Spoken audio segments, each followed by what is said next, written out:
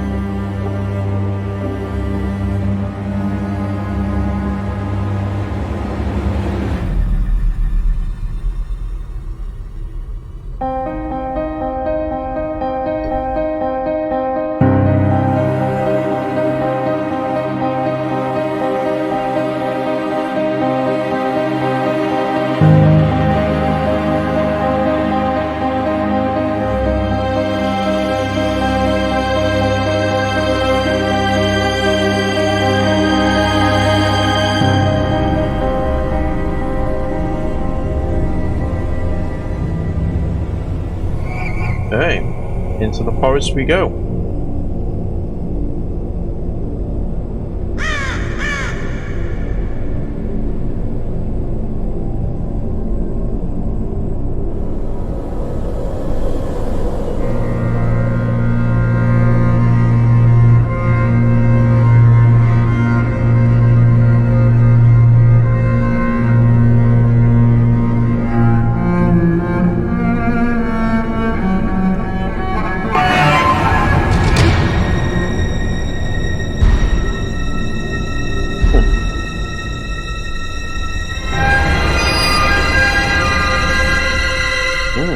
It's a ghost. She stopped to give him a lift.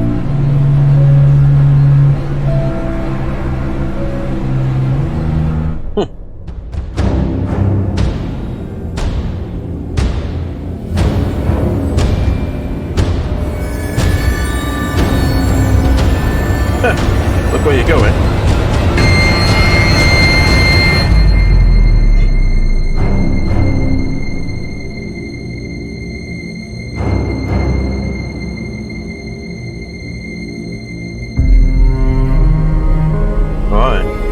Picked up a stranger.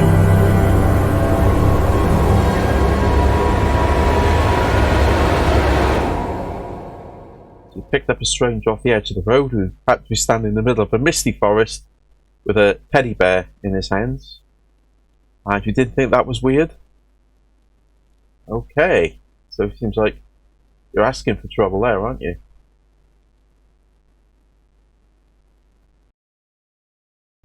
Is that Japanese or Korean?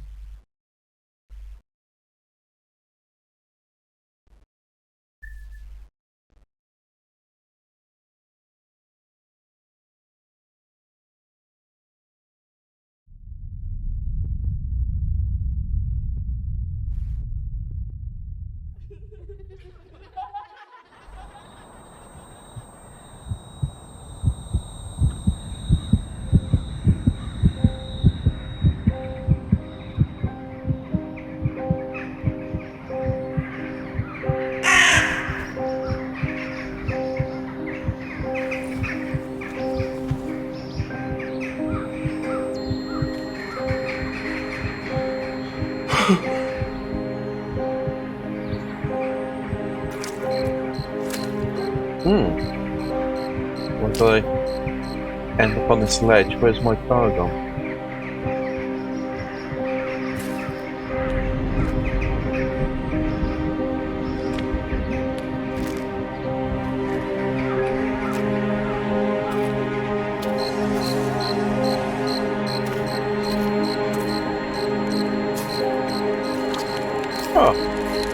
gave me a nice fire.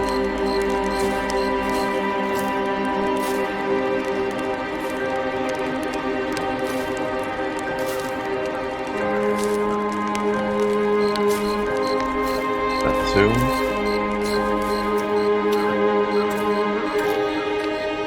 Oh, what's this?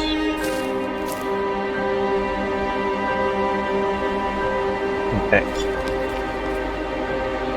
Okay, so buried alive. I was scared to stay out in the open. I have a feeling that someone is watching me, right from the trees. The way through the cliff seems like a good idea. It should allow me to get out of here faster and stay unnoticed. When I tried to reverse the cliff, one of the stones fell on my leg. It's like this place itself won't let me leave. My leg isn't damaged, but the stone has pinned my leg pretty badly. I have to free my leg before something else fails.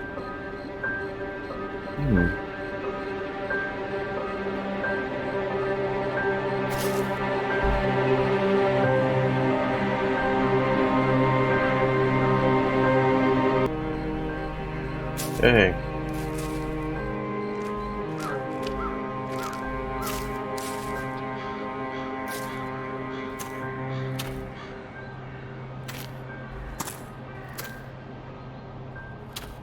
It's a bit gloomy.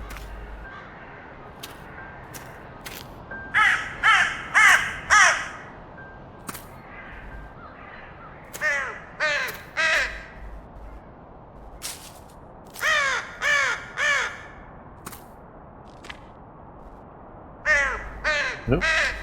Let's jump up in the air. Altars mystery. Ever since I started researching and writing about abandoned places, there's always been one in particular I wanted to visit. I've heard many stories about the place, everything from cars mysteriously breaking down as they try to pass through, to travellers venturing into the forest never to be seen again. Then there's the tale about the settlement itself. The people that lived there were building a railroad until one day they all disappeared without a trace. The incident has almost been forgotten, now discarded as an urban legend, a ghost story to keep children from straying too far into the woods. Now I have the opportunity to finally visit the area, and who knows, maybe I'll even solve the mystery of what happened there. When I first entered the settlement, I couldn't believe how many things had been left behind, whole homes abandoned, and with all the family's belongings still inside. I find it hard to believe that these people would have left all their worldly possessions of their own free will. I feel as if every step I take leads me closer to discovering the truth. Still, no matter how exciting I find my discoveries, I feel uneasy in this place, as if I'm being watched. Sounds like the true story of the early settlers in North United States, the Roanoke colony that disappeared without trace. Nobody knows what happened to the English settlers in Roanoke. Similar sort of thing, maybe. Oh, what's this? Oh, that's a save, is it?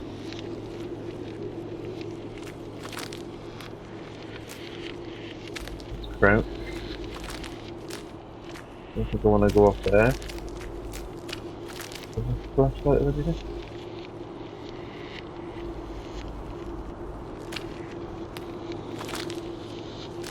Go there. Activate those. Down here then.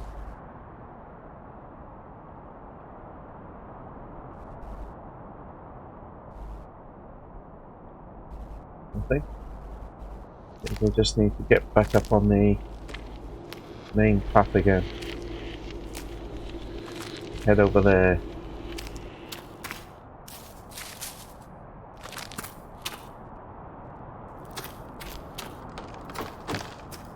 This looks safe. Shit. Nearly. I don't think you want to be going back and forth with that too many times.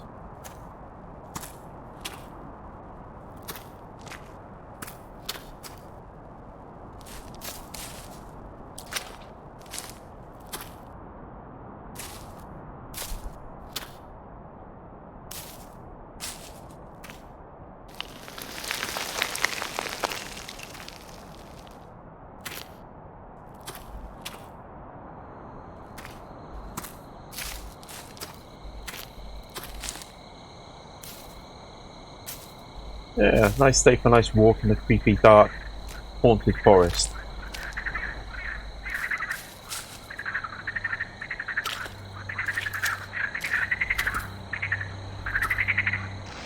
isn't it?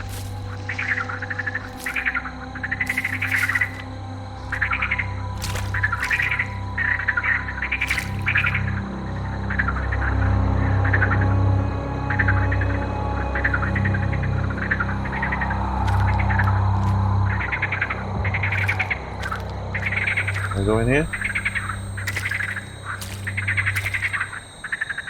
You don't end up swimming. Am I swimming? Yeah.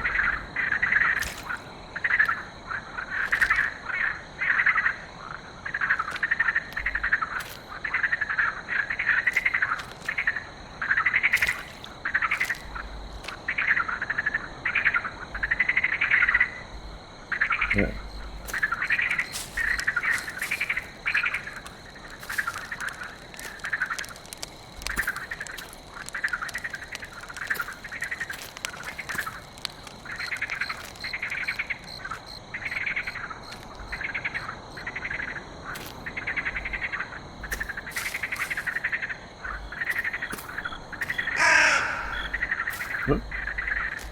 It's just the path.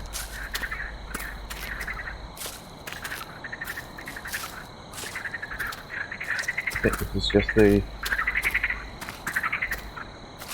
Yeah.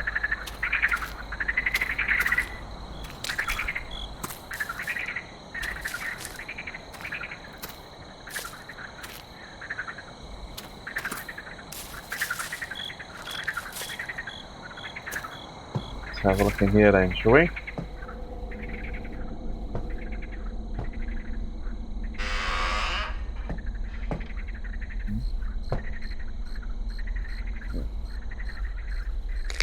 Oh, got yourself a carrot.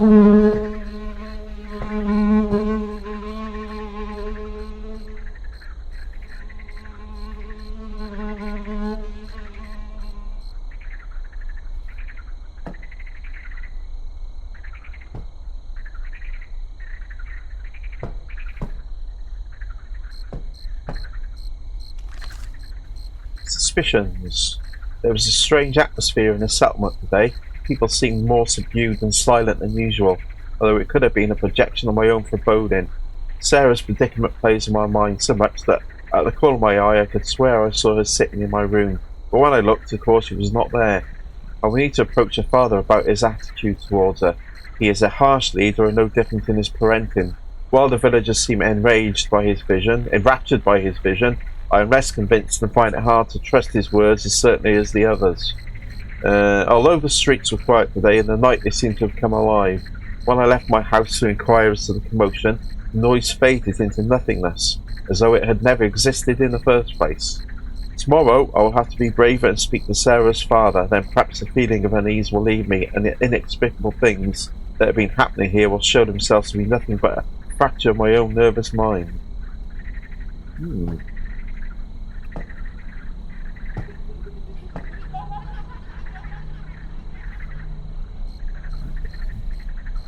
Currency. Looks like old money. And there's someone laughing somewhere.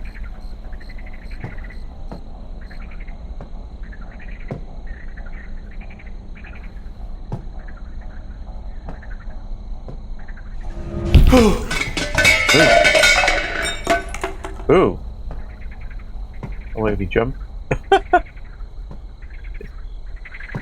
Well, definitely the story on this is like the Roanoke colony, isn't it? I think.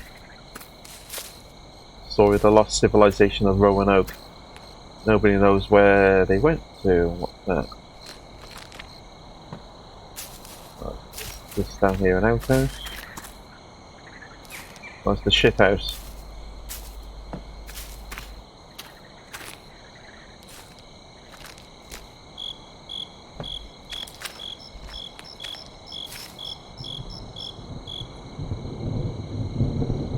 Map. Right. What's the creatures, the deer in it? Stags with a glowing red eyes?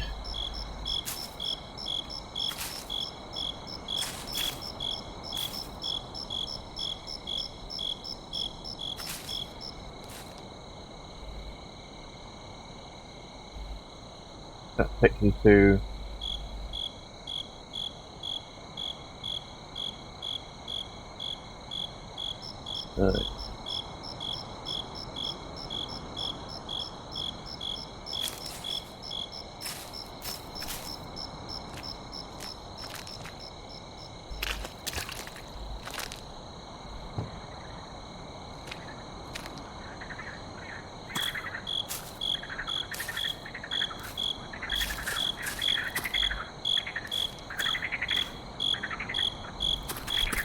down here then.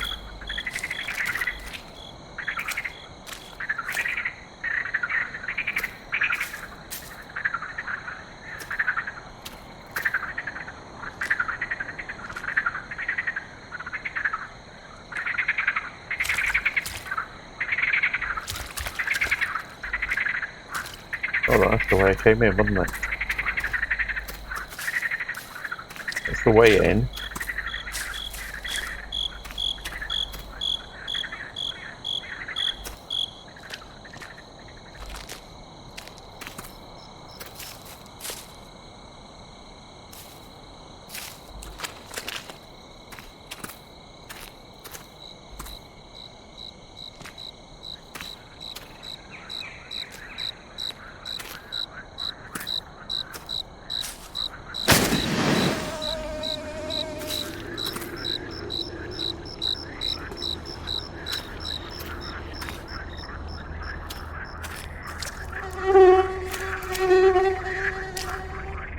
Big mosquito. Oh, there's another note for me. Monster in the lake. When I was younger, an older boy told me a story about a creature that lived in the lake. He swore that while out walking, he had looked towards the distant shoreline and saw a red glow softly radiating from within the water. The boy took off his shoes and cautiously waded inward to get a better view, but as he got closer, it rapidly started towards him. Startled, he backed out of the water to the safety of land, emerging from the spot he had just occupied. The boy glimpsed bright red scales, a shark-like jaw, and rows of ragged, sharp teeth. After having recounted his tale, I told the boy that I didn't believe him and that nothing monstrous could be in creation. In response, he retrieved from his bag an old book, flipping it to a well-thumbed page that showed a hand-drawn picture of a grotesque-looking catfish. It was not the creature he'd seen, but proof that nature could be more hideous than anything I'd ever imagined before. Isn't it?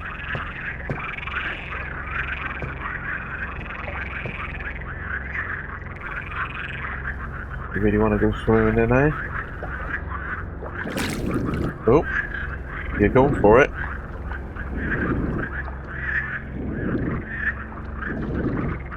What's on here then?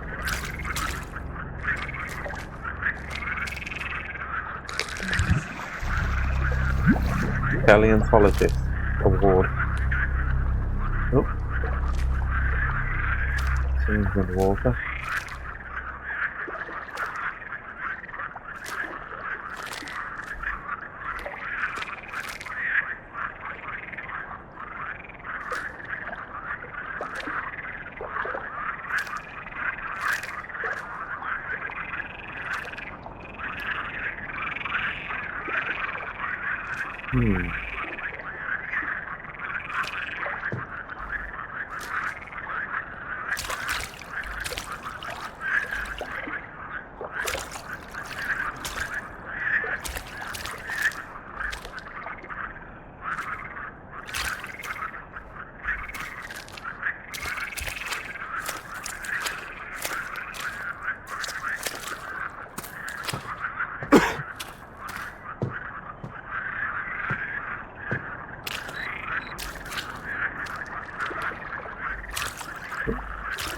Back in the water again, are we?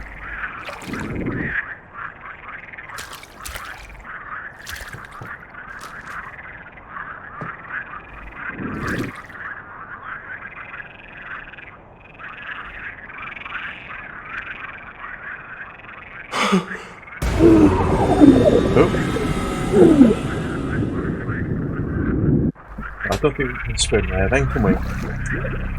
Oh, there it is.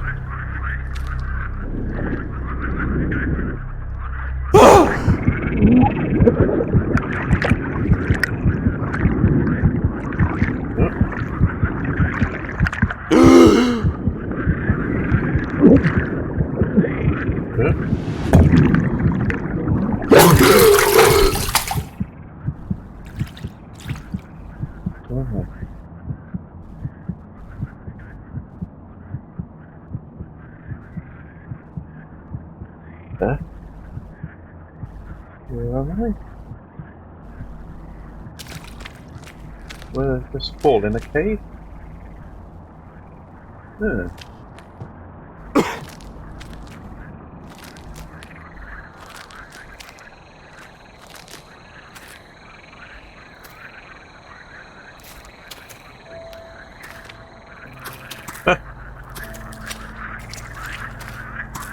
Okay, I think I'll end my swimming experience there, I think.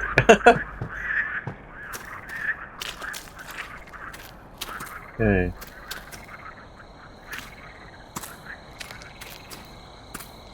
Go back down here and go up the other route.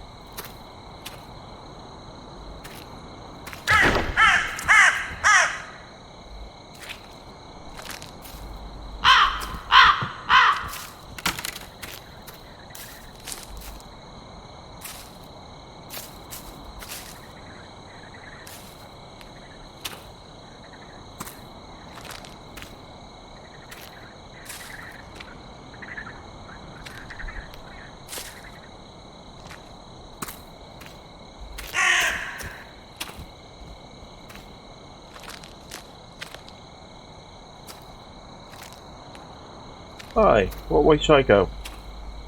That way? Or this?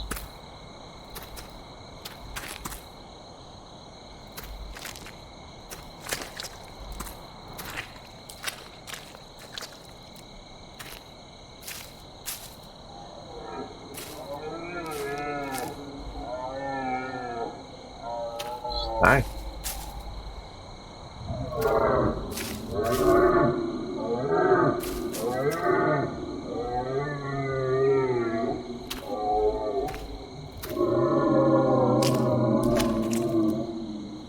An angry stag. That's that stag with the red eyes in the picture. Yeah. Where is it?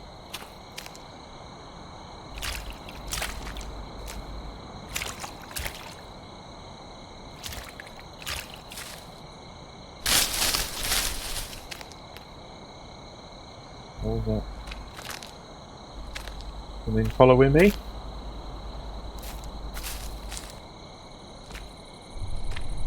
Oh, there it is there, I just saw it.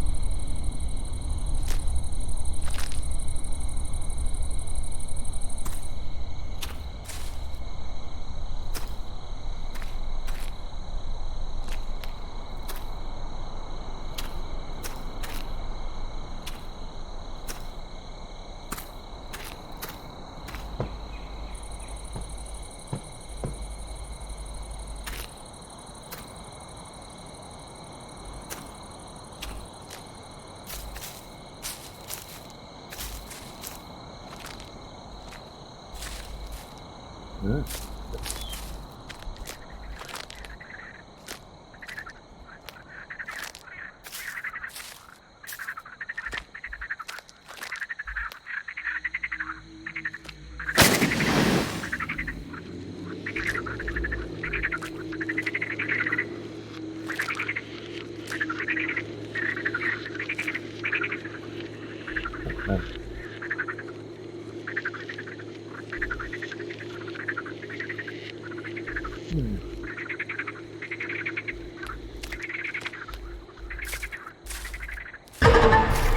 Oh, hello. Who are you? Who on earth was that? Oi! Stop chucking rocks at me!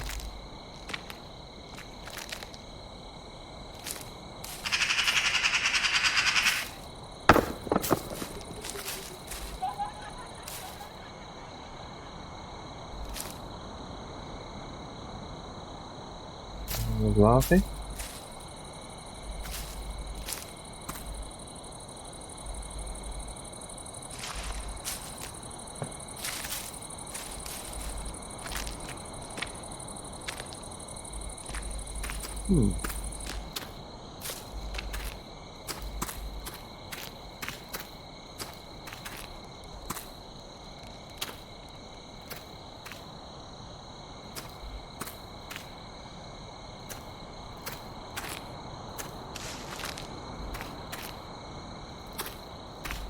Any other notes?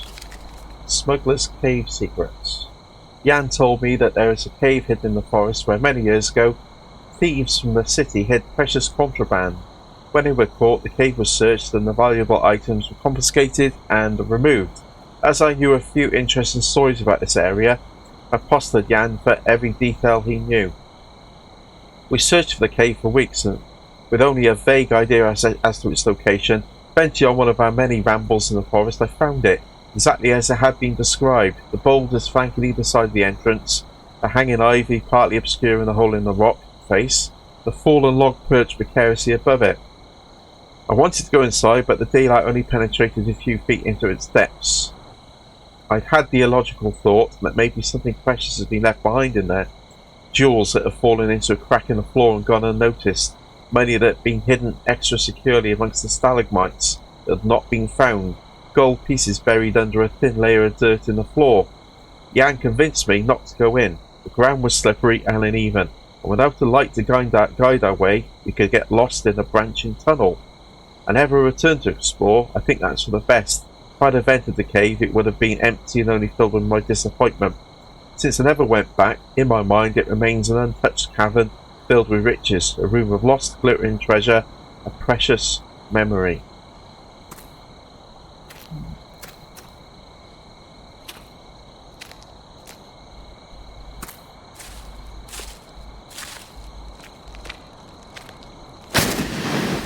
Lots of save points.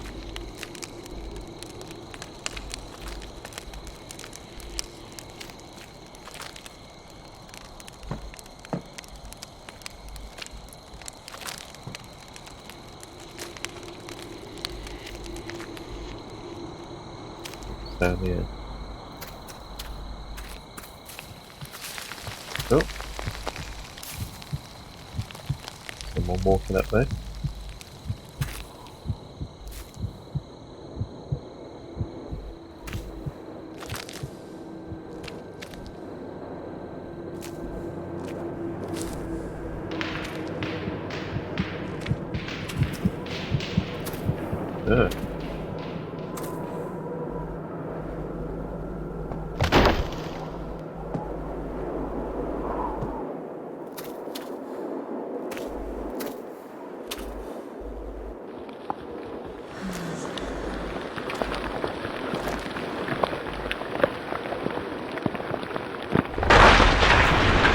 Oops.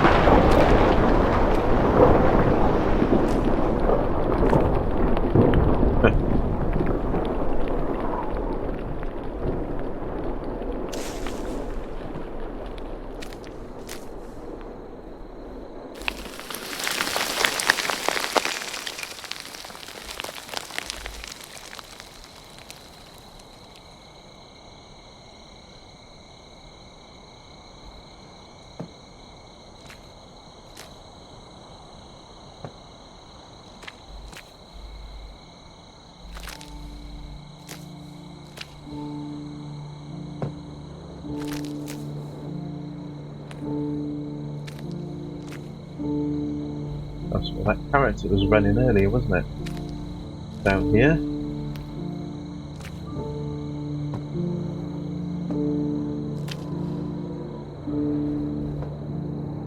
Get in that cave, I wonder.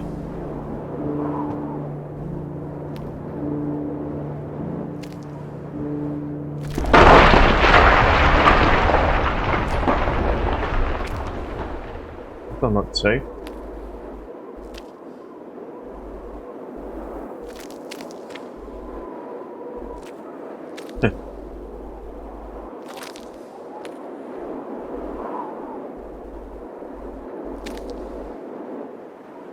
No.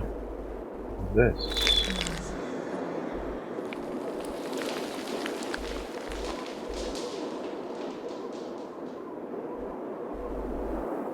Got myself an arm.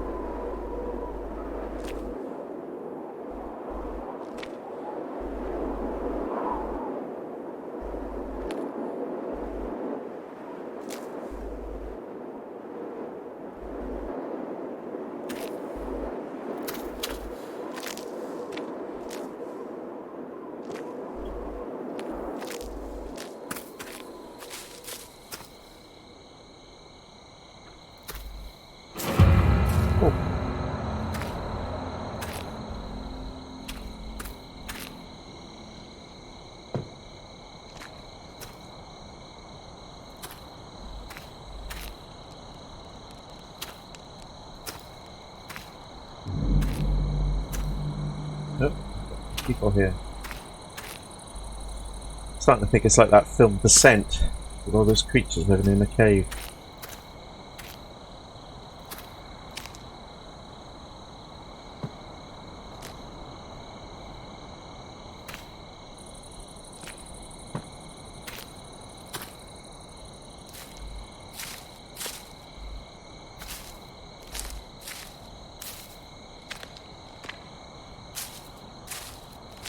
Oh, another cave.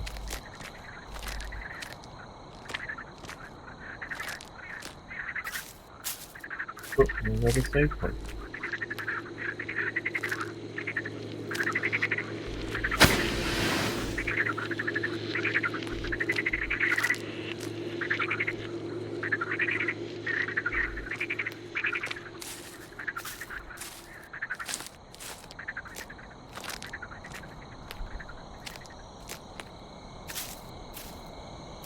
Was this where I was before?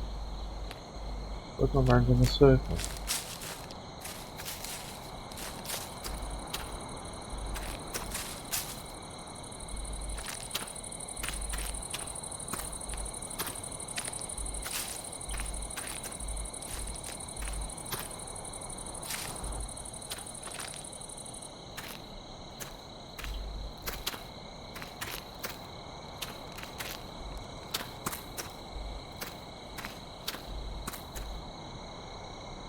Yeah.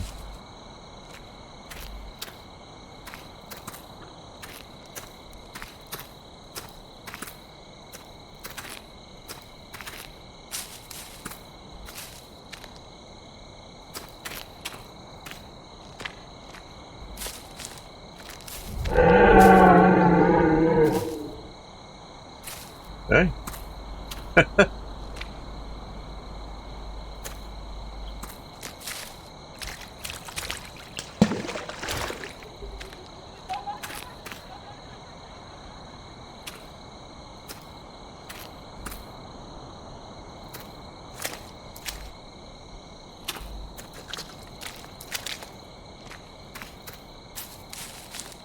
Yeah, this forest is definitely a weird place.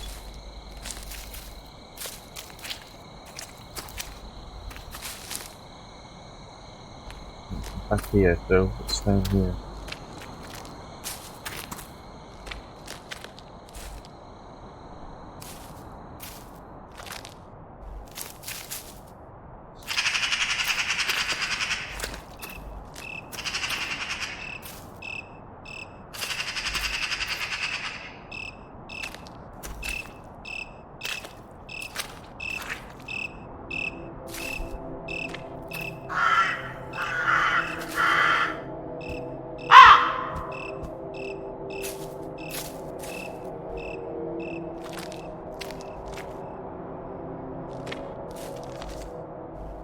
Fluffy friend. My father never liked my frequent trips into the forest. As a deterrent, he used to tell me tales of feral wolves that roamed through the trees, hunting in packs and ripping apart any animal or human they encountered. To this day, I believe that the wolves were nothing more than stories told by an overbearing parent, because I never saw, heard or sensed their presence. I think that's because the forest has always been a beautiful and peaceful place to me, really. Exactly the way I imagined it from my books, not the dangerous place I was told existed beyond the tree line. Every step I take deep into the forest highlights its beauty, its sweet smelling flowers, the harmony of singing birds, the squirrels that jump skittishly from one tree to another, and even the insects that find their haven amongst the varied plants. One particular sunny day I was walking in the forest when I heard a noise from the bushes. It was not the rustling of wind on leaves, but as something lurking in the undergrowth. My mind, though normally calm amongst the trees, immediately jumped to thoughts of wolves waiting to pounce. I took a cautious step back, and as though it had suddenly seen its chance to escape, a rabbit jumped from the underbush and bolted for its hole. The next day I returned with a carrot for the rabbit and placed it in front of its home. Within 30 minutes it reappeared, sniffing the food cautiously and allowing me to get a better look at it. Its coat was a shining silver grey, and around its right eye was a perfectly circular patch of black fur. Within 2 weeks it was eaten out of my hand. The rabbit's bravery was short-lived. To comfort the presence of humans made it an easy target for the settlement hunter. Sometimes I think animals deserve more sympathy than humans. I've got a carrot, haven't I? Maybe I need to put a carrot here.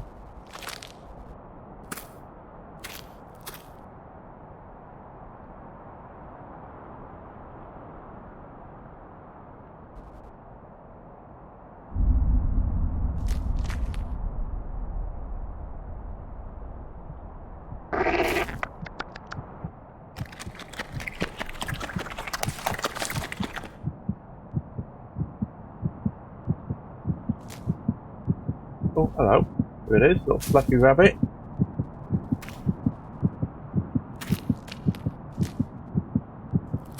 What will you give me? Oh. Thank you.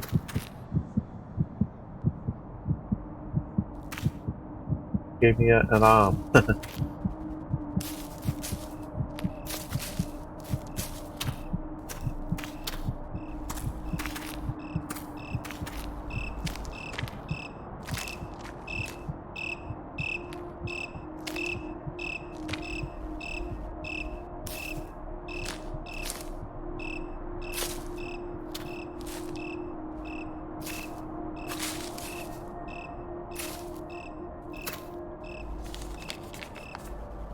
Go to the house.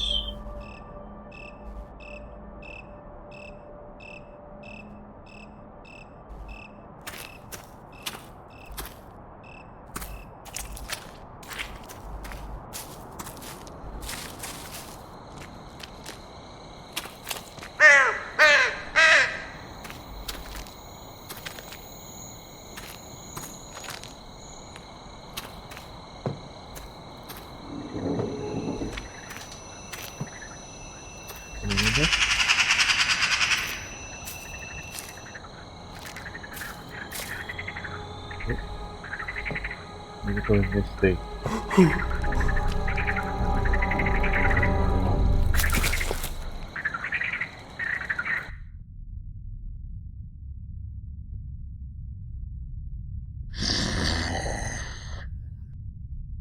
Run.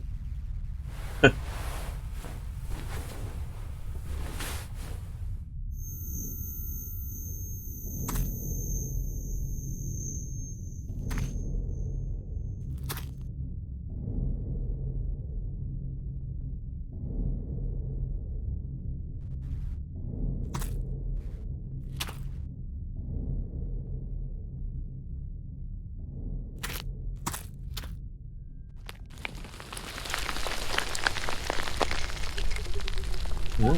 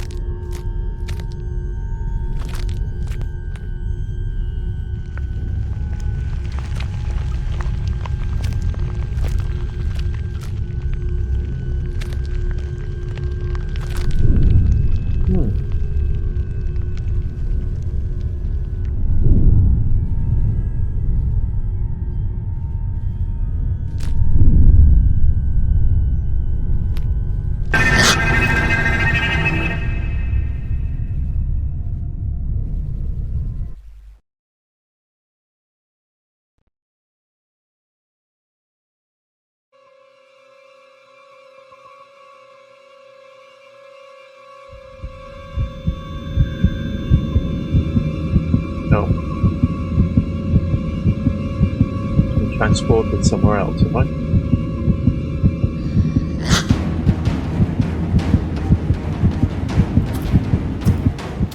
Huh? Ooh. What was that creature?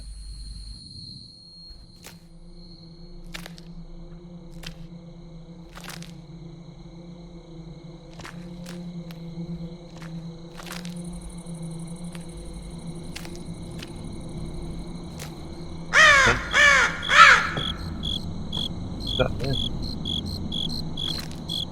Something on the path?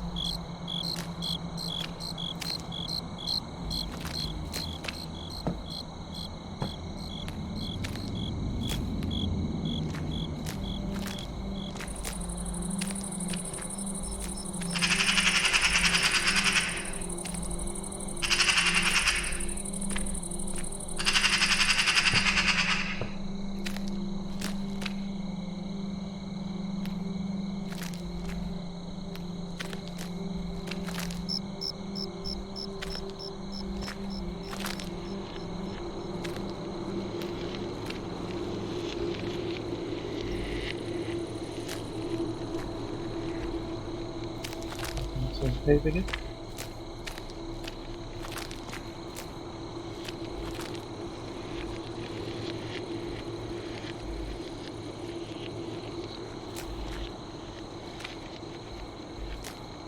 What else do they have?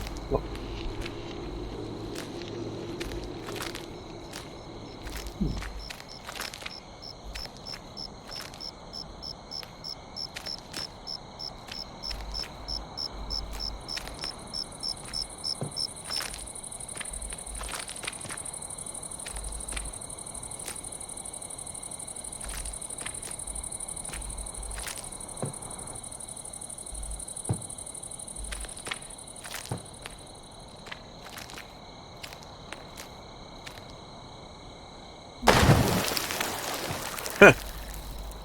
Okay.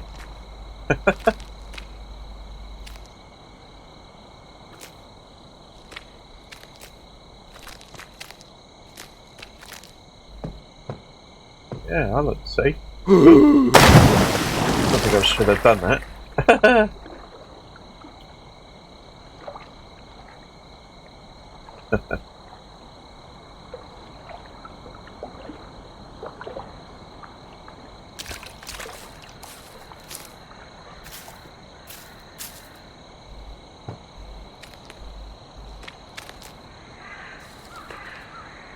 Information about altars.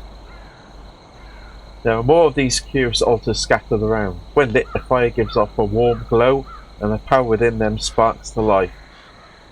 It's as though the ignited flame releases something within them. Sounds strange, but standing in their flickering light fills me with a sense of power, and even though I am trapped in this terrible place, for a moment I feel safe. I believe the altar's energy are interconnected and grow stronger with each lit flame. I cannot stay. The longer I reside within this forest, the more terrible it becomes. And time is running out. Every moment this place is changing and adapting to my presence. I feel as though I'm sitting in a pot of water that is slowly being brought to the boil.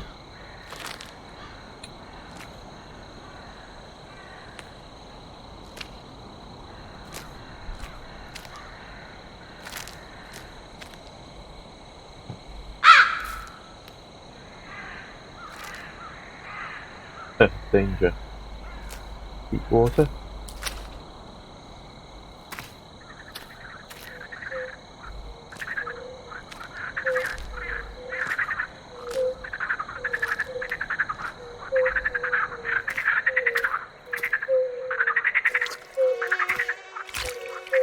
Oh, the mozzies again. Oh, it's a bit swampy.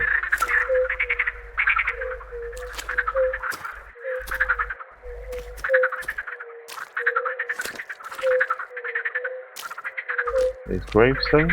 Right.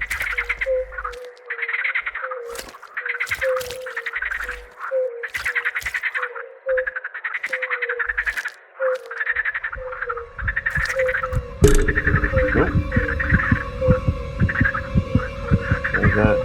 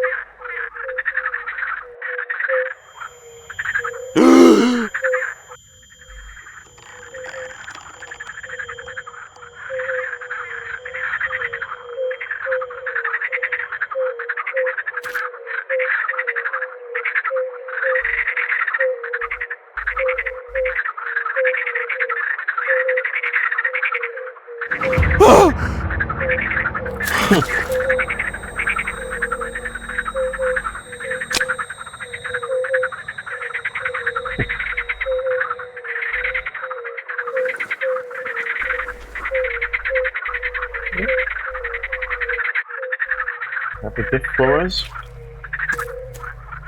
Is it this time? Oh, we got a leg. So we got 4 parts to find. Now I have a note. Scarecrow. I have lived here all my life, playing in the fields under the watchful eye of the scarecrows. My neighbour, an old man whose name I do not recall, used to spend a lot of time in his garden. He was a settler with a violent skin condition that meant most of his life was spent alone and away from the comfort of others. As he sowed a small plot of land, he spoke in hushed tones to his scarecrow. I began to notice that the other villagers purposely looked away when he did this. One day, passing the old man conversing with a straw one, I grew suddenly bold. Do you believe the scarecrow will speak back? I asked. It's not wise to say such things, little girl. The scarecrow cannot talk. He smiled darkly. However, the same cannot be said of what is living inside it. It grows stronger every day, and as it waits, it watches. Nothing can stop it. I suggest that you don't try to stand in its way. His face grew suddenly ashen, and he spoke again to the scarecrow. No, I didn't. She's harmless. She won't hurt anyone. Will you? He grew more and more frantic, his hands reaching out to grab me, beg me to keep a secret I didn't understand. I ran. The next day, the old man was found dead. His garden quickly started to rot, as though the land had been poisoned. Soon after, I contracted a dreadful fever. As I lay awake, tossing and turning, I looked out of my window and saw the scarecrow pressed up against the glass. I hid under the covers and eventually fell into a restless sleep. When I woke up, he was gone. From that point on, I have always felt his eyes watching me from the fields. He helps me follow everybody. Mr. Strawhead is a very good friend.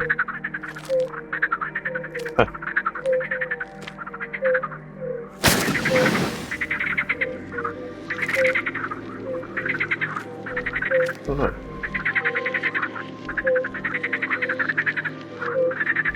Mr. Strawhead.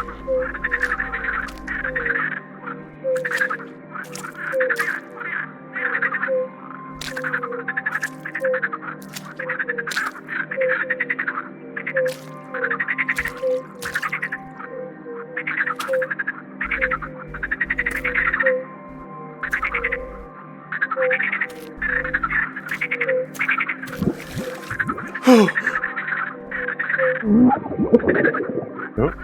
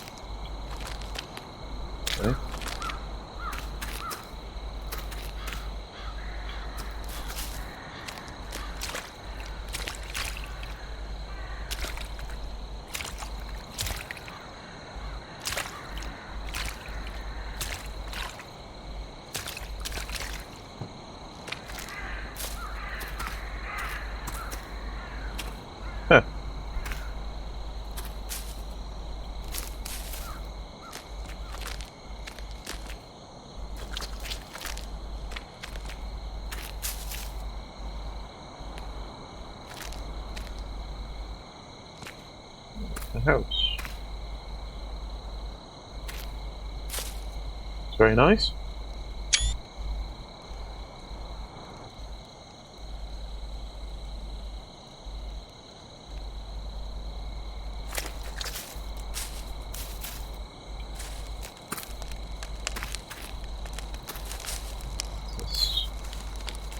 About Jan. Our leader asked me not to touch him. He said that making him disappear would evoke unwanted attention. But all Jan has brought to our settlement so far is trouble. I remember when he first came to us, he used to make trips into the city, which wasn't normal of any of us. Our settlers don't need people like him, but out of kindness we gave him a chance. I tried to invite him to my house for a supper cooked by my wife. I thought that by meeting him eye to eye we'd get to know him better, and at an acquaintance he would become better accustomed to our lifestyle. He refused my invitation. Then I invited him hunting. Even this he criticised, telling stupid stories about his past and how he had decided never to take the life of an animal for sport. My dislike for him grows by the day. I wasn't fooled for a moment by his innocent facade. Jan came to us pretending to be a saint, but everyone has their sins. Soon you will learn that the past never truly stays in the past. When we are together, he attempts to turn the conversation towards our leader, trying to steal information out of me about his family.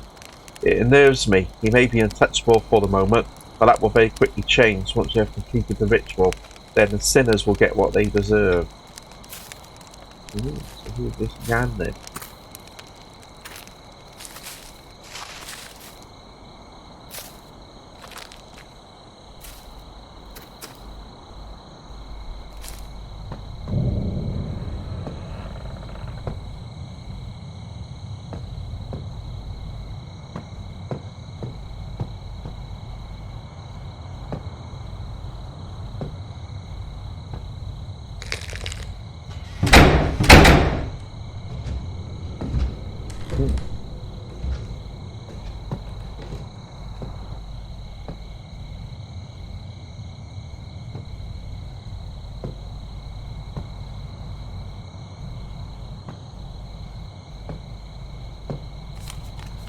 Runestone. Can't believe my luck. I found the runestone. It's the very last element needed for the ritual. As a reward, our glorious leader thanked me personally, made me its keeper. In his wisdom and kindness, he also gave me a small house near the lake, which is much more pleasant than my previous home. Soon we will wash this land of sin, while the weak-willed seek redemption in death, and the promise of a different perfect world. We are fighting to make our earthly realm that haven. With our help, the people here will become perfect specimens of humanity, unspoiled entities cleansed of depravity. The sea takes a shard of jagged glass and washes it smooth. So too shall we shape this world into one of our own creation, and I will be among the chosen, forging the way. Change is coming, and I shall be one of the leading architects of the future. Right, sounds like a dream.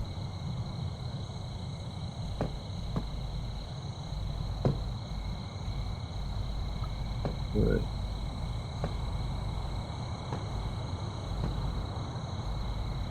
I've got 21 more save points, I think. 2 more body parts of the skeleton, and 4 runes. Can I go up here?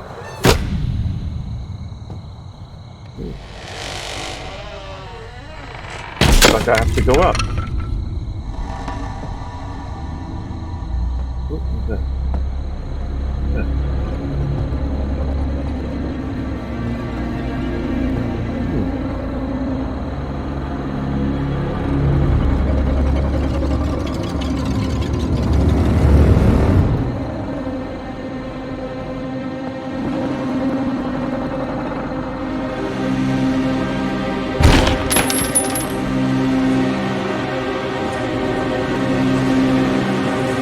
Oh, thank you.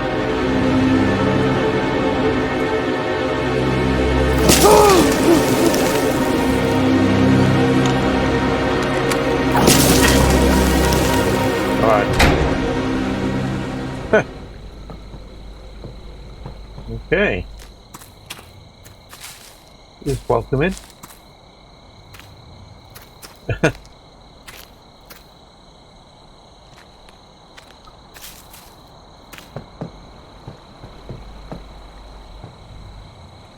go back inside. Which I think is a good thing.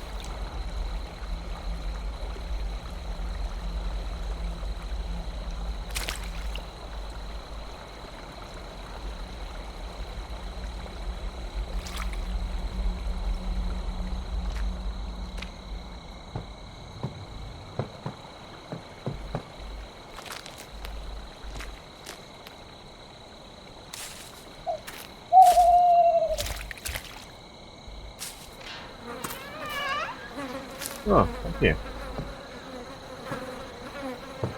Toilet.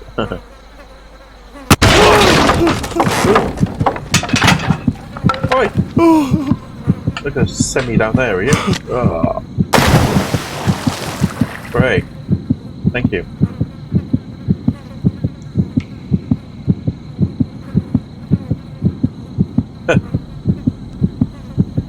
Gone into the sewer.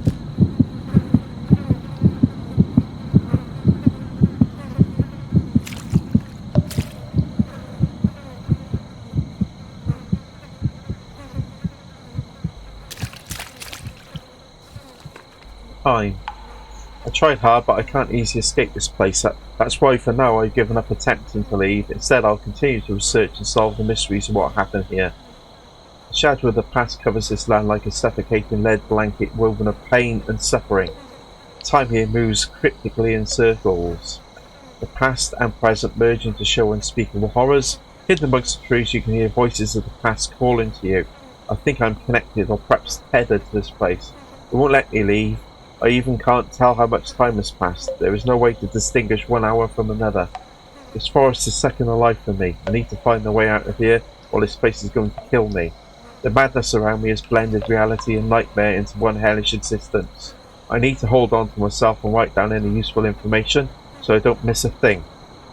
Hope that what I find will help the next person trapped here, and he will inform the world about my efforts. I don't want to die nameless.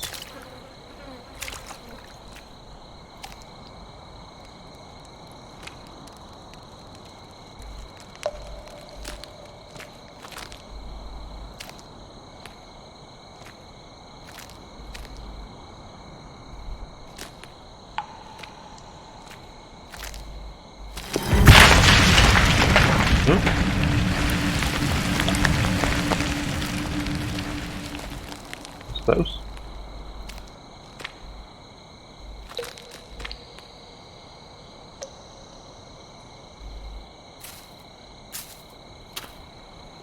Got the awards toilet trouble. Now so looks like I'm on the other side now from the house.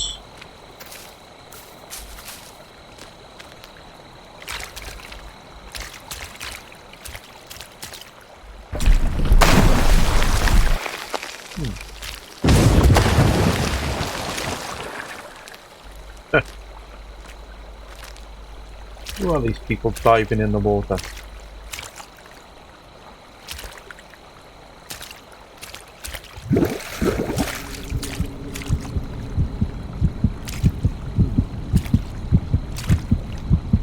Don't really want to be in here too long.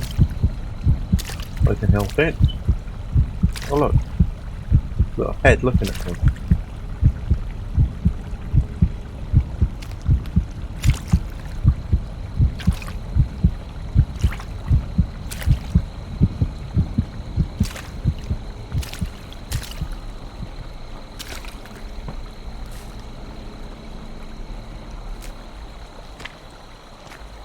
Right, we've got him on dry land again.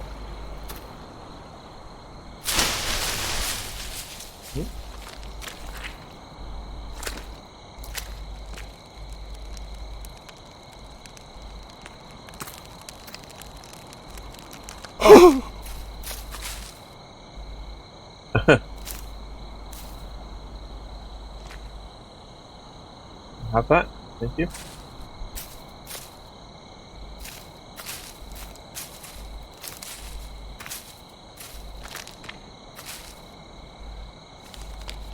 Tourist note, 21st of October. I spent all month cramped in my small room with a soldering iron working on my radio receiver. The last student project doesn't have to be submitted until April, so I'm way ahead, which is why I agreed to go camping with some friends. We're all from the city, so taking a vacation outdoors should be an unforgettable trip, hopefully for all the right reasons. Ure says that you found an interesting place to set up camp, so everything is ready, as I'd better start packing for my meeting with nature. 25th of October. It's the first day of the trip and we've already failed. We couldn't buy any booze in the shop, the seller said that we were too young. We had no choice but to awkwardly buy a bunch of lemonade. Luckily, Semyon bought a huge flask with him that should make the lemonade more interesting. Okay. What did you put in it?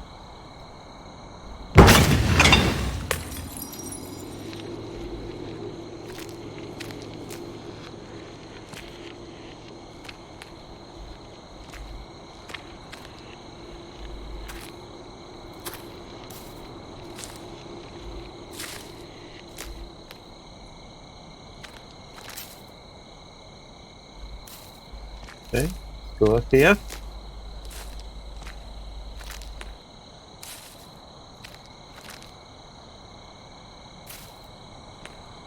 It's creepy, isn't it? Oh, look at the moon.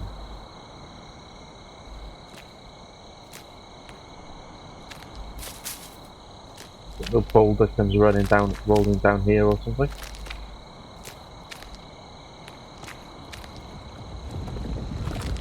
Oh.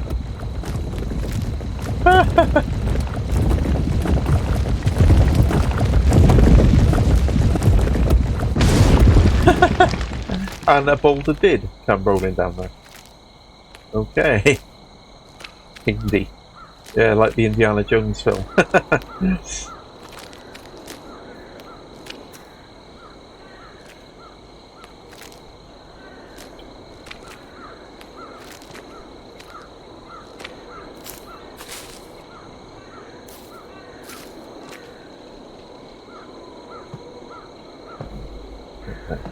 Fist.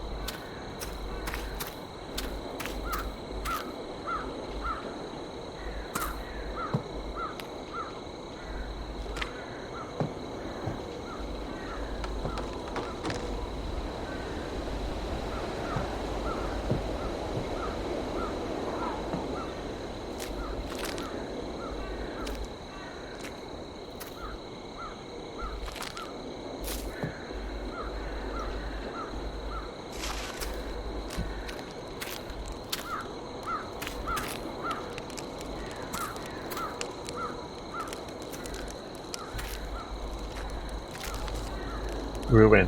Found an old ruin which offers some clues as to the events which transpired here. The territory around it is littered with dangerous traps and I know why. It appears to be a place of sacrifice. Despite all my years of experience, I have to wonder how this kind of ancient place has remained unknown to us for so long. Whilst exploring the region, I haven't found any indications that the sacrificial ritual was connected with any particular religion or satanic following, which makes the purpose of the sacrifice itself even more obscure and enigmatic. My experience investigating cults and zealous fanatics has consistently found a pattern of erratic disorganization, with followers living poorly and the hierarchy fragile. In contrast, this one seems to have been somewhat stable, which I believe is why they were able to remain self-sufficient and secluded. The clan's framework suggests that the followers were not recruited but indoctrinated from birth, with perhaps no experience or even knowledge of the outside world, creating strong bonds and familial ties between members. Despite this place's sinister feel, the mystery of these people carries me along, and deep within me, I wonder if I might uncover something more than just the history of events that have taken place here. When I finish this investigation, my legacy will be forever remembered in history as a researcher who uncovered the secrets from such an arcane place.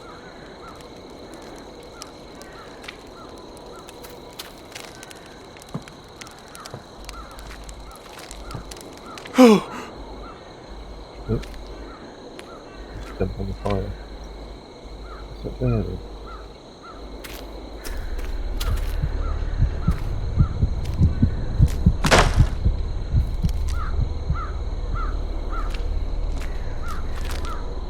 There.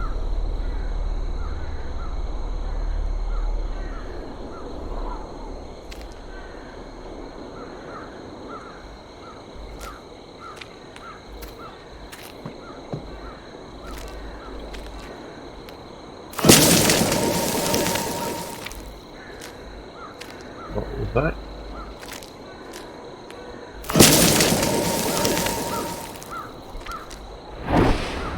There.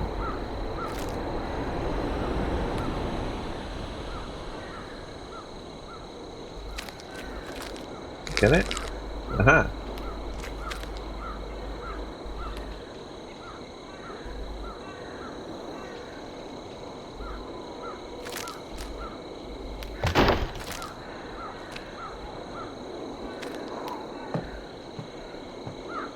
That. Oops.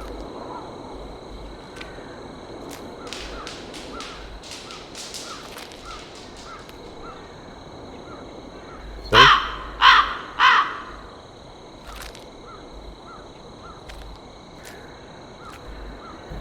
Down again. Ooh.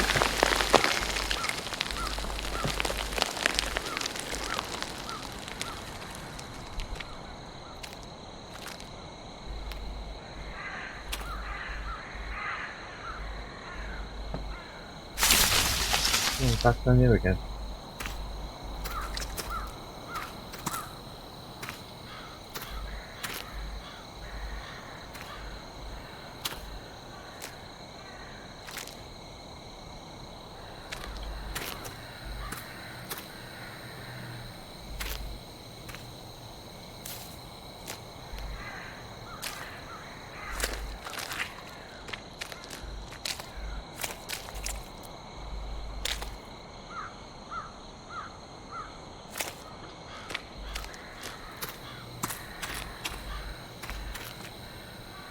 These lights weren't lit before, were they? Interesting.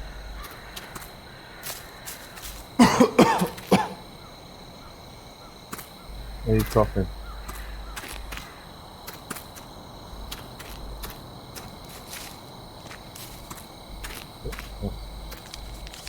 Toys. I'm so lonely up here. Sometimes I find a toy to play with, and for a while my boredom is subdued. Together we play games to test their worth. They lie, cheat, betray, and do anything to satisfy their own desires. They think of nothing but greed and cowardice, and it makes them so much fun to play with. But my toys are fragile, and my games always seem to break them. Then I am alone again. One day, a stronger toy will come. Then the real fun shall start.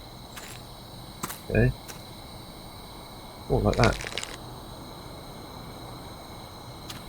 I have a teddy bear.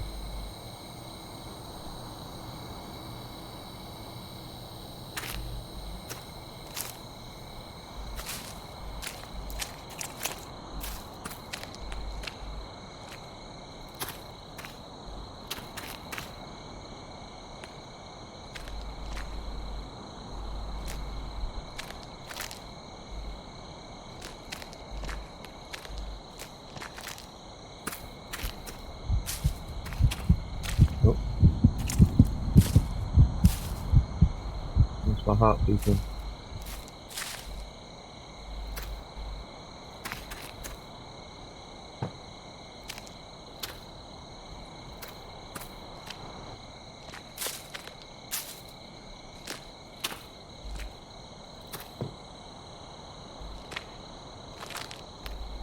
Another save point.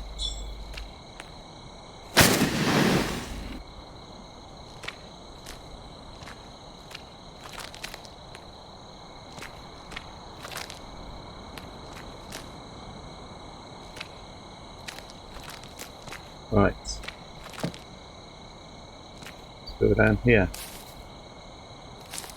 It's very dark.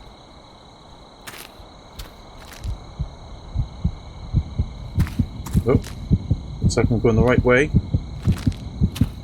Ah. Oops.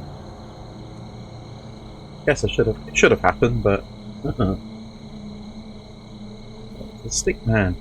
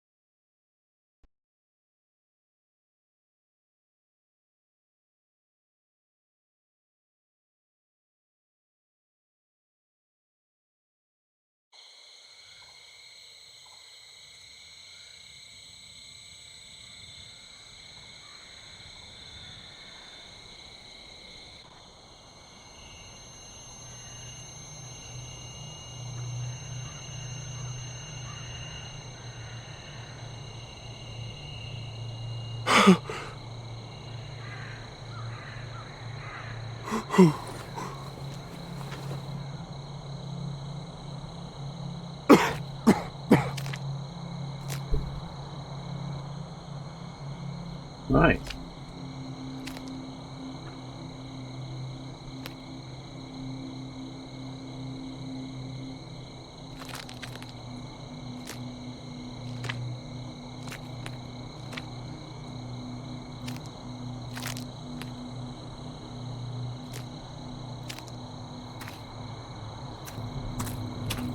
Oh.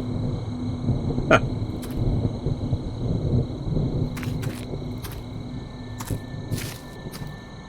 Okay, I need to go down there, do I? Okay.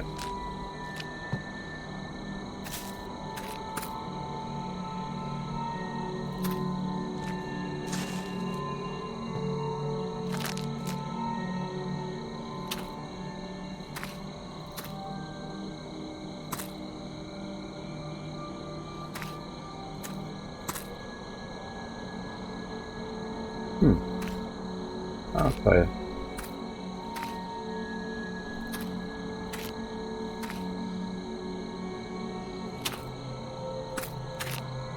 Jump over there, come on.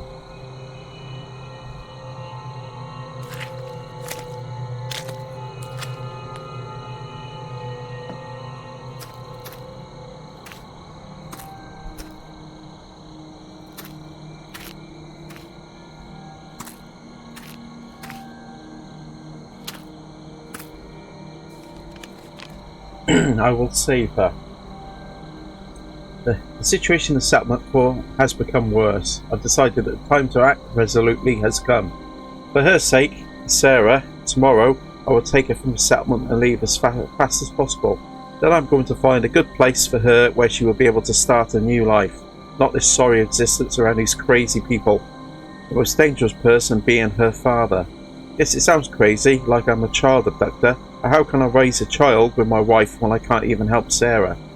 Sarah has always personified hope for me. She helped me to not ruin my life.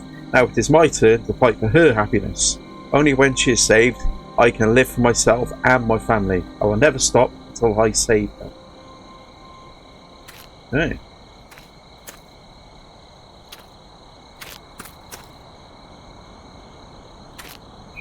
Oh, there's a save point.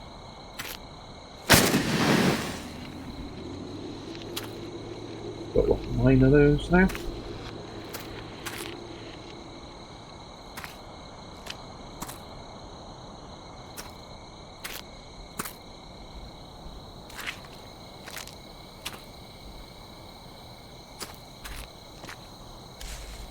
Yeah, it's one weird place.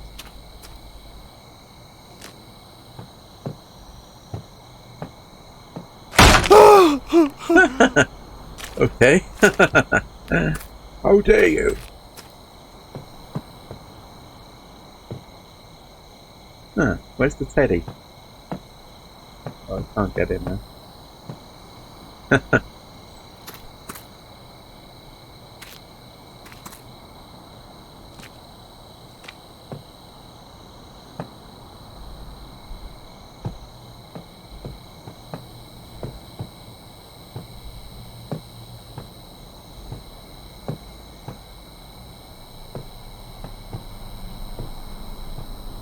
Huh. What is this thing? Where are you leading me? You're leading me into a trap?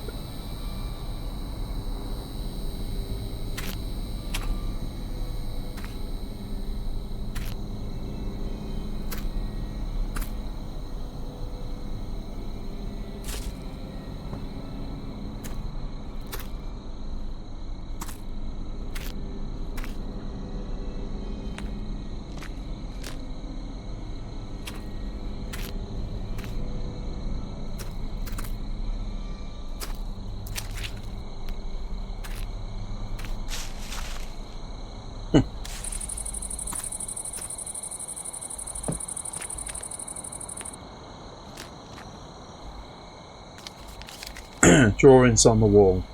While I was researching this place, I found strange drawings on the wall. It seems that these drawings tell a story. A story about an unknown force that revealed information about secret rituals to the humans that lived there many centuries ago. In its ritual, expect the rune stones and the other preparations, human sacrifice took the biggest role. It was kind of trade. The sacrifice required a pure soul, and through this ritual people could receive a blessing and sacred knowledge in return. But there is an important rule. The offering must desire to sacrifice their soul for the other people's sake. It was forbidden to make this ritual by force against the sacrifice's own will. It would open a way for an evil spirit that despises humankind and could easily manipulate their weaknesses. It seems that this rule was broken. There must be some reverse ritual that will banish the evil spirit from our world before it becomes too strong.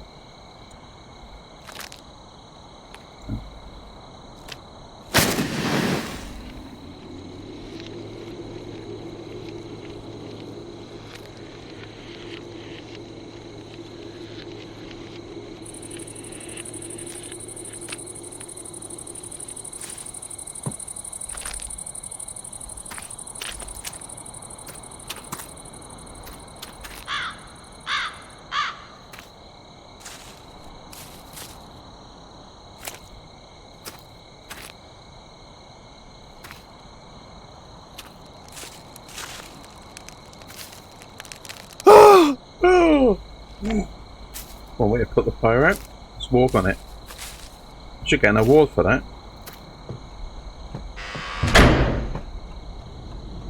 Oh.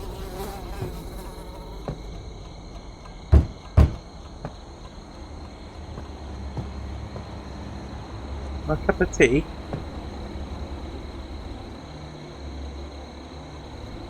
Why is there a rabbit in there?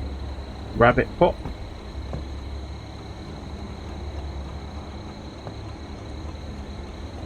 Oh, I thought that was someone standing there then. Alright, in a minute.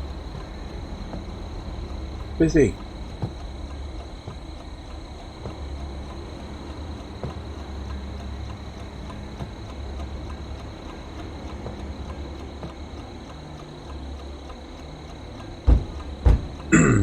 That rolling oak.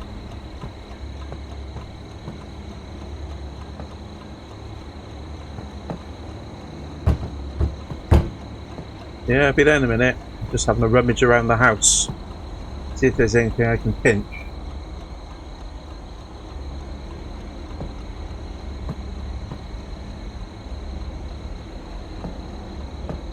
Oh, that's collected. How was that?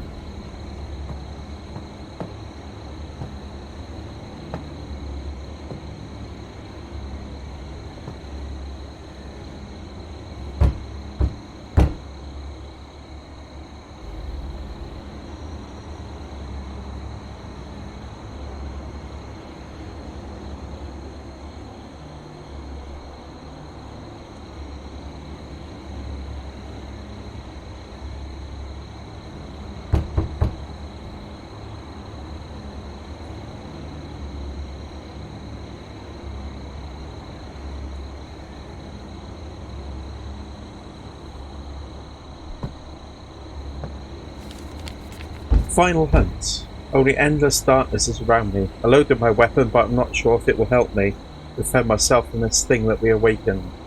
That deer, he didn't look the same as he did during our previous meetings. Once majestic, now he looks like the living dead, with bare skin that makes his insides invisible and evil, lifeless eyes. The animal no longer embodies life and nature, but rather death and darkness. I can see him through my window. He is watching me from afar, same as I watched him a few weeks ago. I feel cornered like the animals that I used to hunt, but unlike them, I can choose for myself when I'm going to die. Resting near my window distracted me from my thoughts. It wasn't a deer, someone else was trying to get inside my house.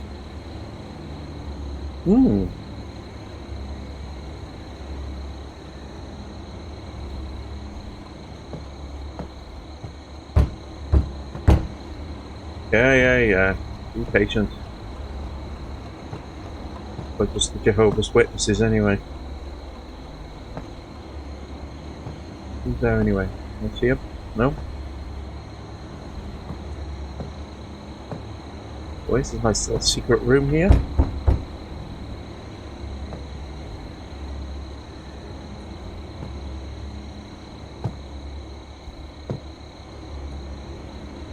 There's another carrot there, look. If I had a carrot, do I have to put it on the floor? But I don't. Or did I have a carrot?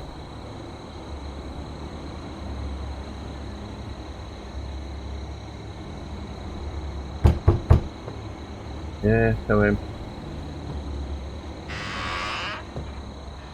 Hello. Aren't you a little cutie? We've got 2 rabbits, haven't we?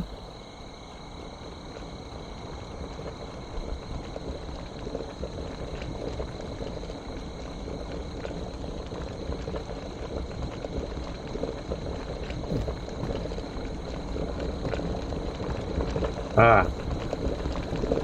Rabbit stew. Maybe.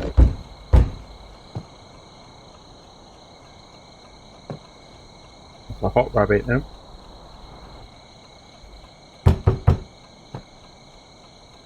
What is in there?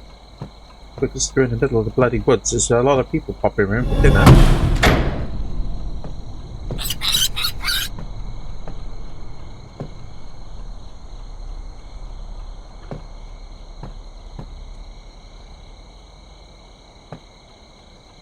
Where's all the lights gone out?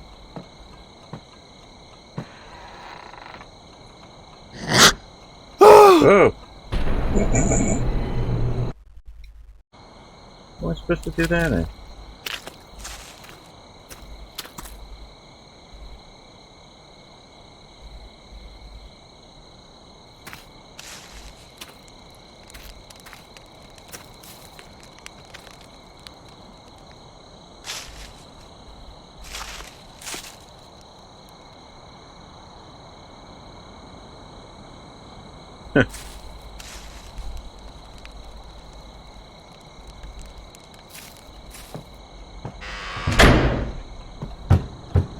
Where's it gone?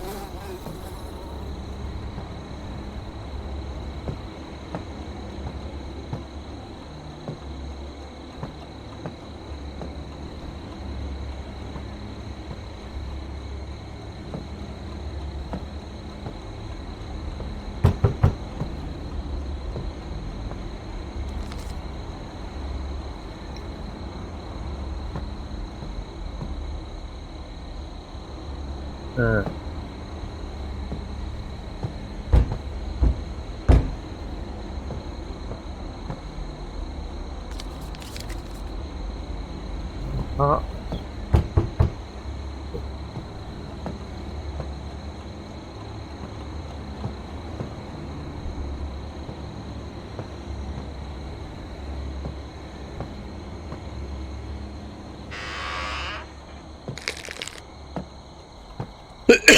Right.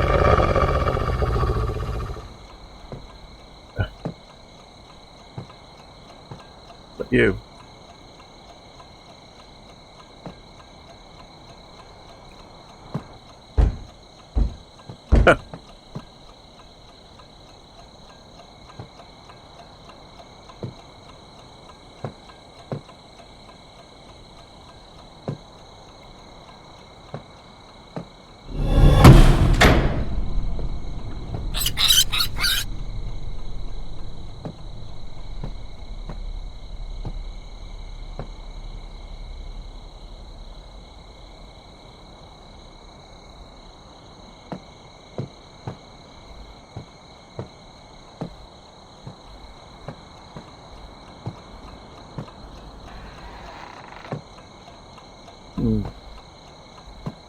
Okay.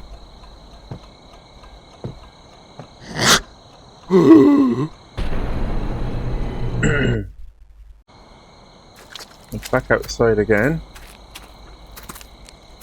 Don't know whether I'm supposed to do this or whether I'm getting killed, but I've put the rabbit in the pot there already.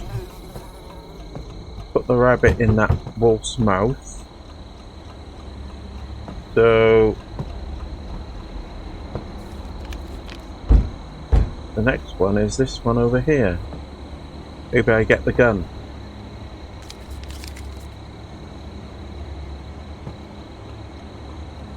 Let's try it.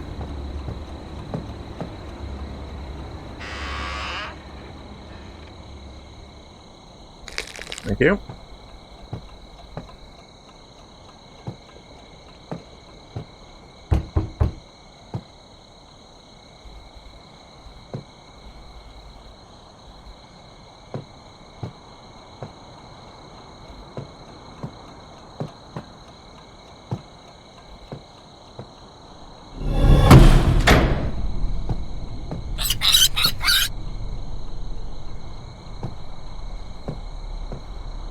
Have a squealing pig, and the rabbit goes on there as well, right? Okay.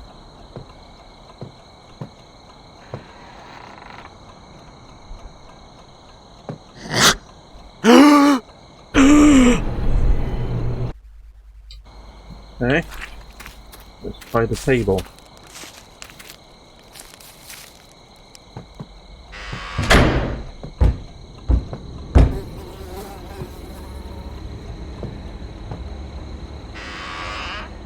Yeah, grab you.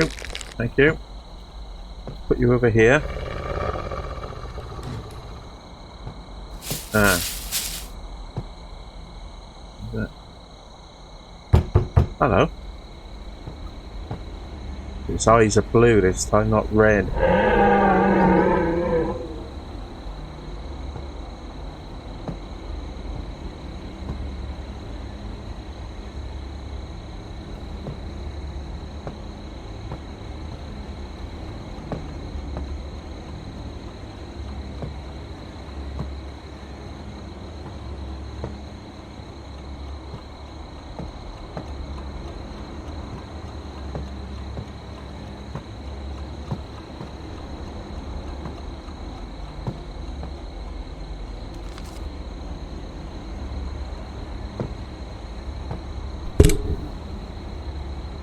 Right. Let's open the door. See what happens.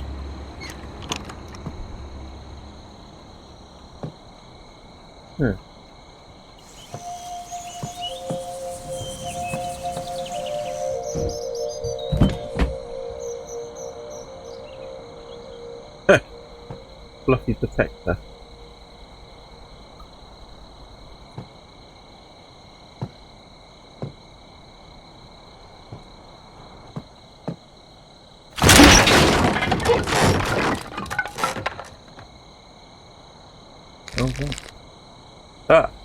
have another runestone.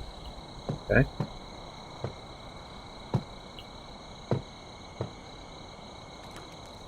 Thank you very much.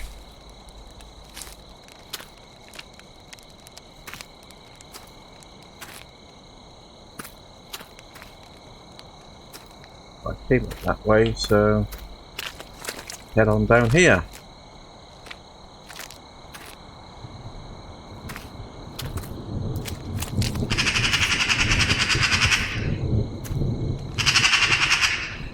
Ray of hope. Shut up, I'm speaking.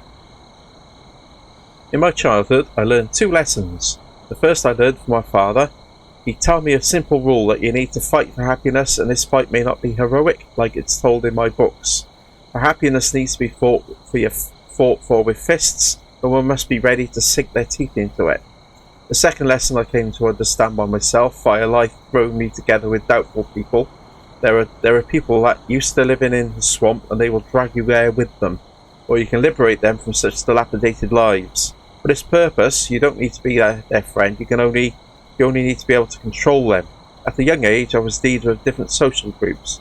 We positioned everybody to be afraid of us, and made even the stronger kids scared. We supported each other and were strong like a wall. But despite this, it was difficult to tell that we were friends. At my older age, I can control people that tried to use me.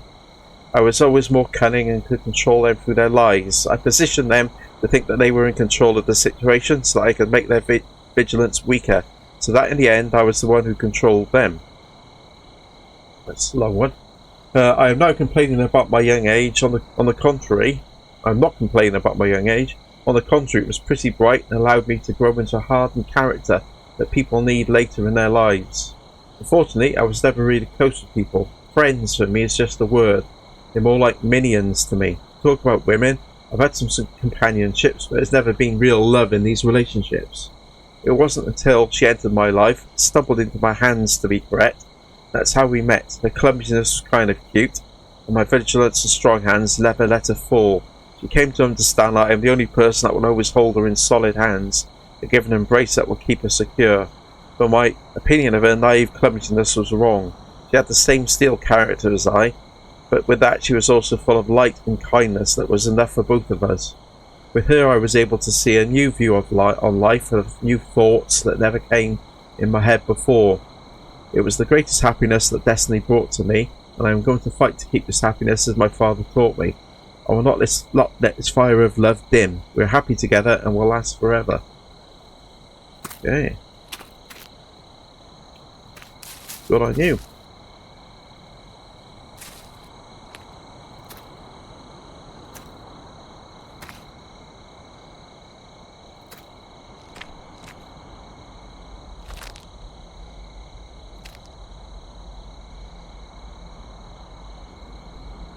Another runestone? Oh!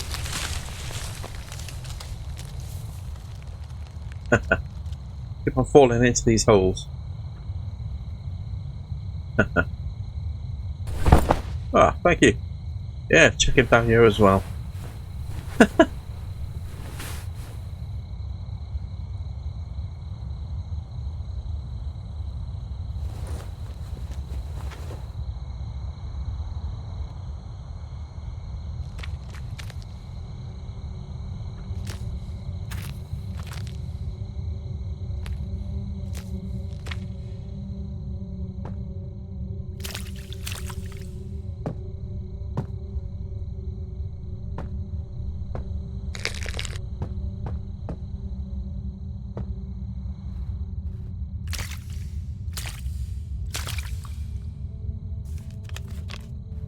Illusion of Happiness, Part 1. During all my years, I could easily control other people's lives, but I never could handle my own.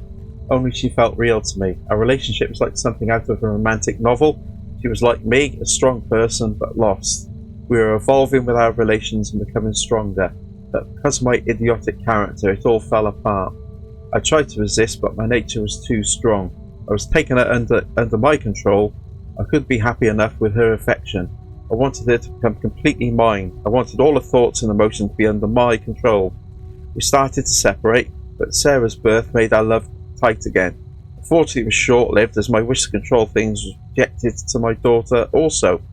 My wife was too kind to her. Our daughter was a bright person, but fragile for this cruel world. I didn't want this world to swallow her and change her as it had happened with me. That is why I did all that I could to protect her. The choice to protect her held me away from my beloved one. We became strangers to each other, and I started to search for my soulmate in other women.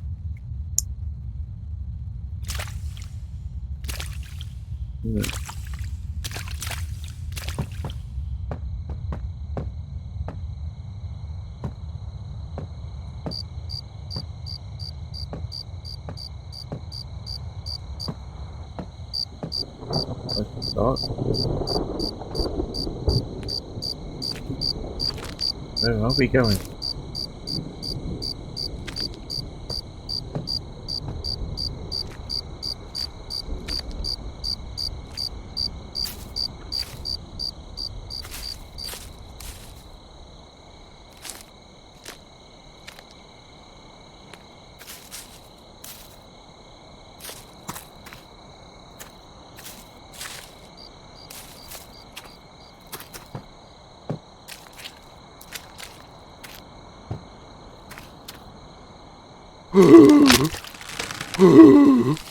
Good.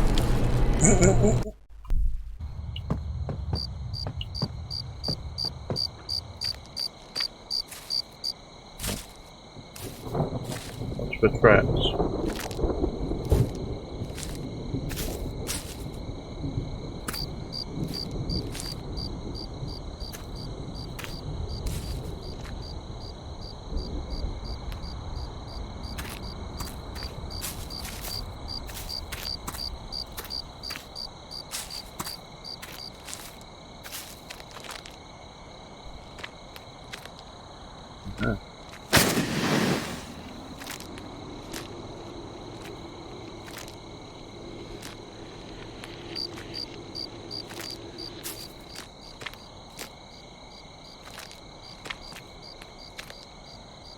Go back down here in a second.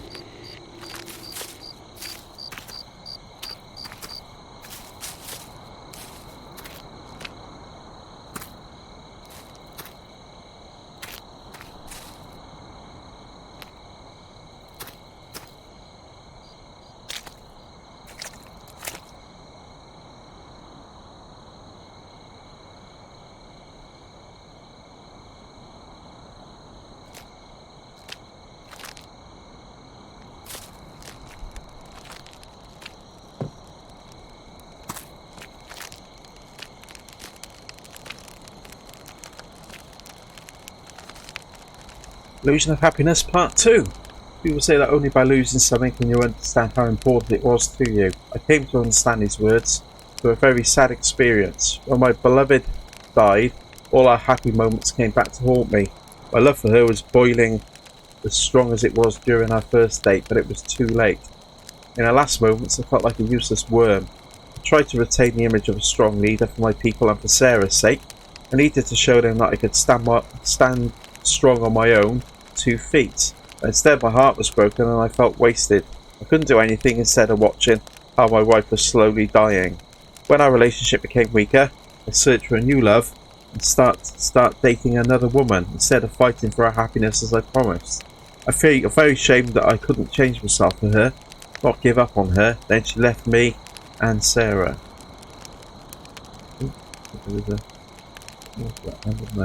Nope.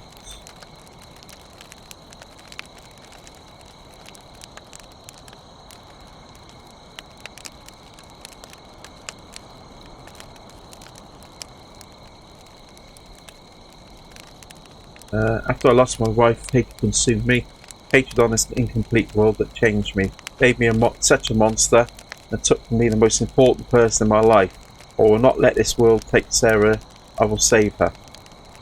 I made 2 promises. The first is to take care of Sarah and not allow this corrupt world to break her spirit. The second is to never give up and not let anyone control me. I am ready to challenge the entire world and change it, no matter how it will cost me.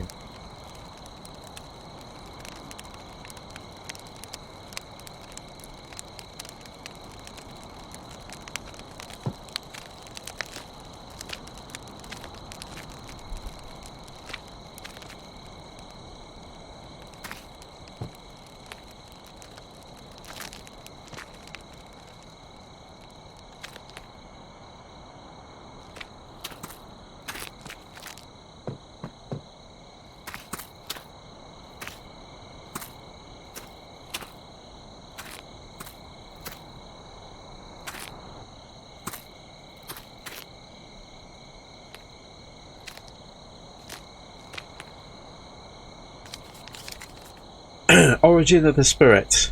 Oh, yeah, I was reading on this. In addition to research of the rituals, I've also tried to reveal the spirit's origins. What is this target? From where has it appeared? Who is he? Unfortunately, instead of answers, I only found more questions. If only I could know more about him, maybe that would give me a tip on how to resist him. I could only find a few facts about him. He despises humans, thinking he is either higher than us. He feels our weaknesses, how fragile we are, and he knows how easily we can be broken by our own emotions and feelings. The strongest and the best of us have piqued his interest, as these people symbolise the greatest things inside us, which he seeks to corrupt the most. The rest of my findings consist of my own weak theories. I hypothesise that the spirit was once human and corrupted by this cruel world, became a creation obsessed with revenge, or perhaps it was a godlike creature, tricked by humans that craved power and imprisoned by them. Maybe our human nature of selfishness and will for power and control has caused him to despise us so greatly. I can make hundreds of theories like these, but what's the point? Such thoughts don't yield me any results, and my racing mind has made me begin to wonder what point is there in so desperately fighting for survival. When thinking clearly, I remember that I care more about my legacy than my life, and for this, I will keep fighting.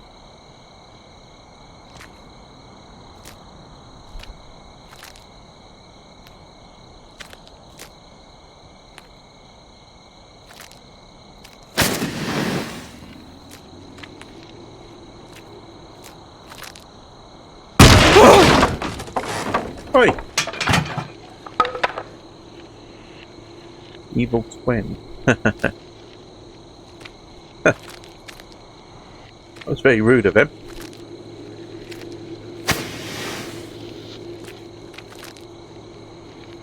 Let's go back down here.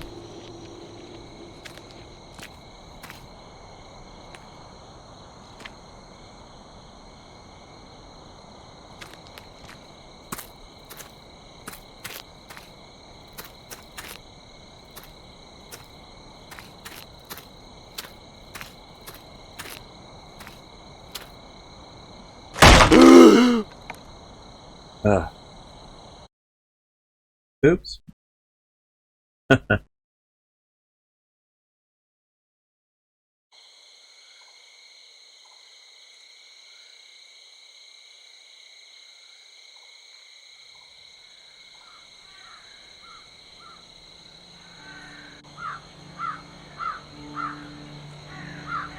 Oh, it's the teddy bear again.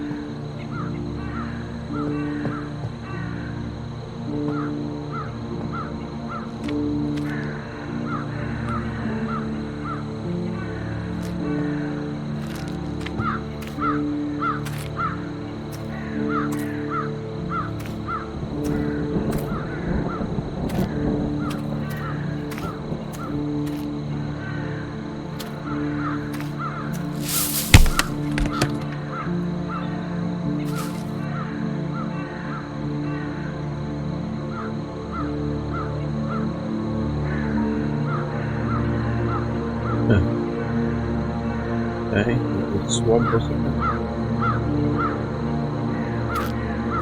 You're not gonna let me go past there, are you? No? There we go.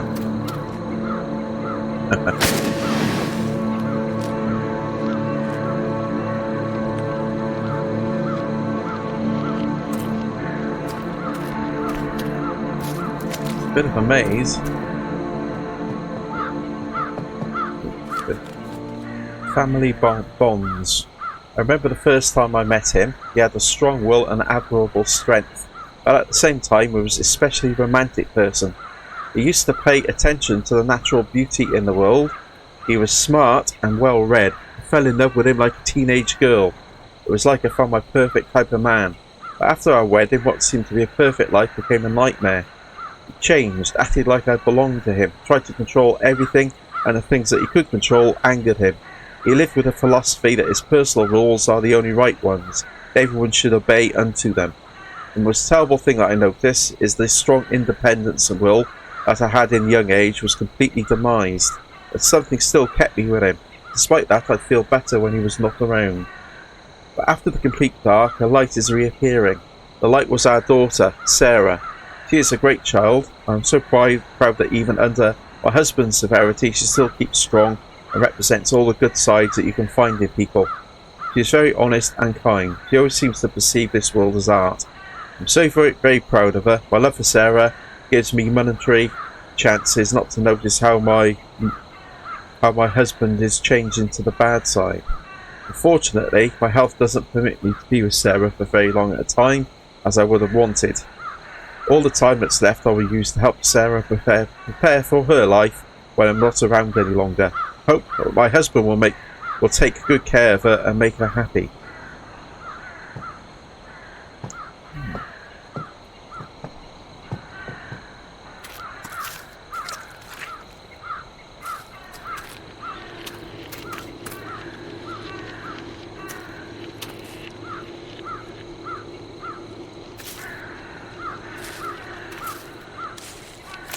Oh, go up here as well.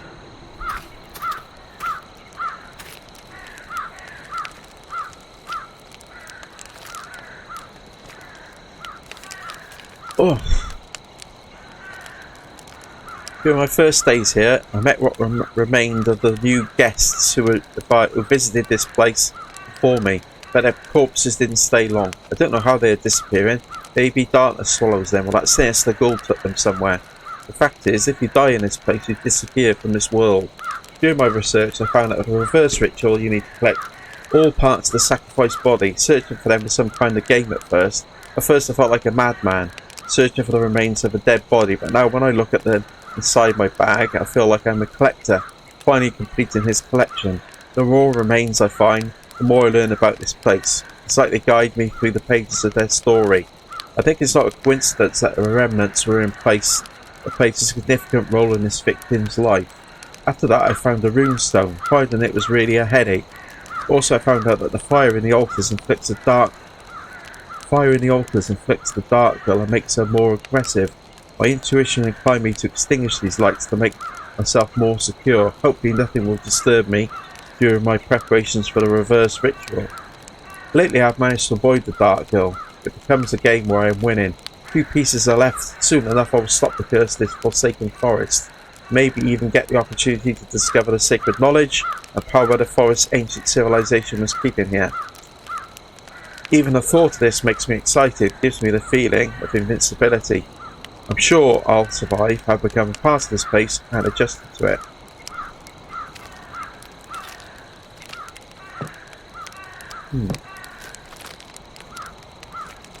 So I've got 5 of the 6 parts.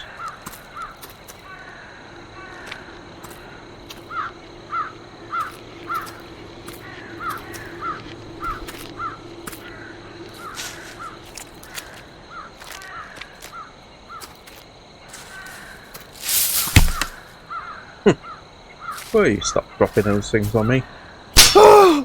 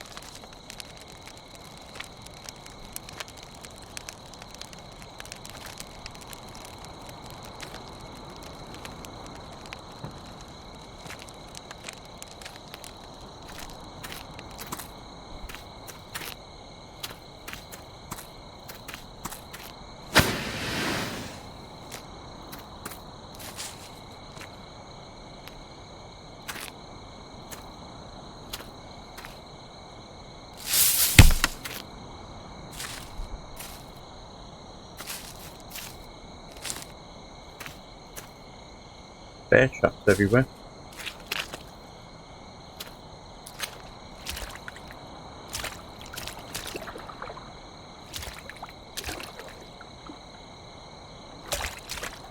Should I go for a little swim?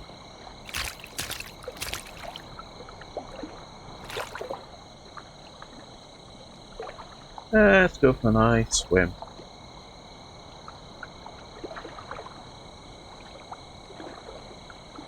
Someone up there?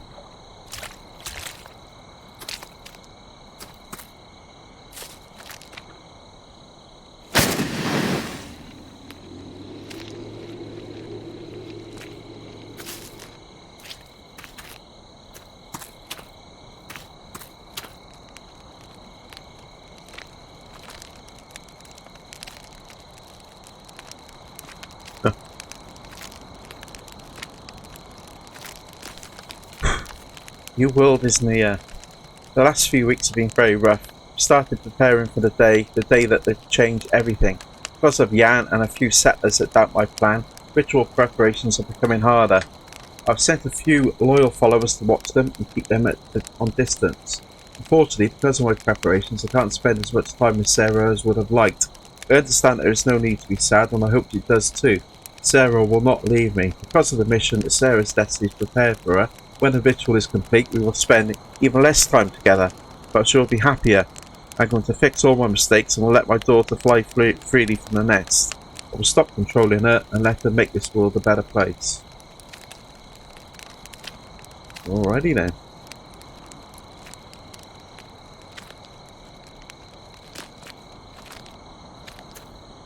These bloody bear traps.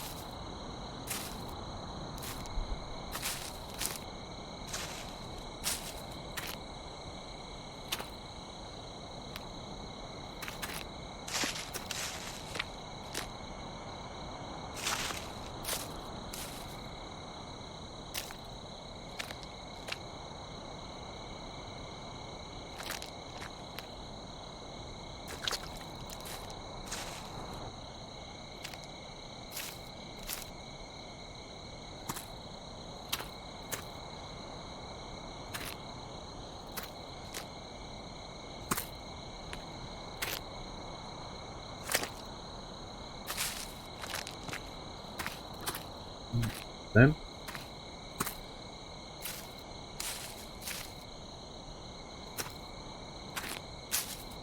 that one.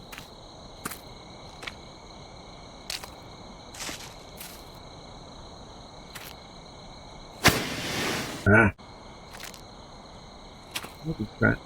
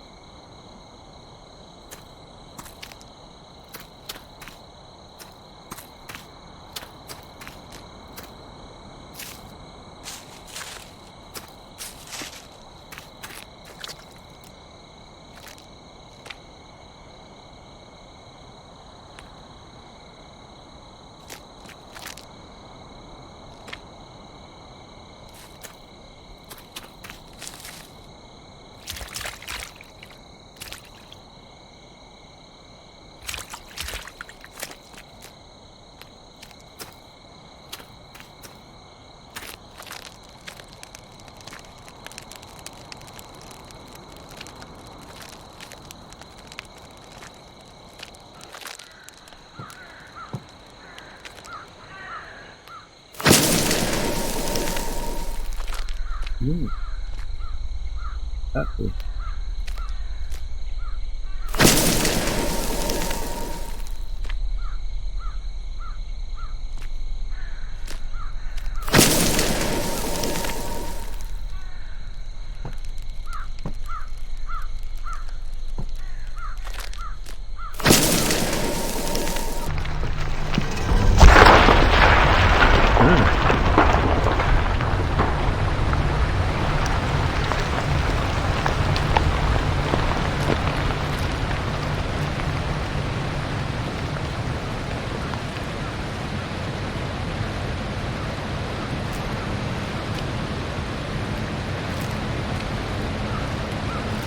that.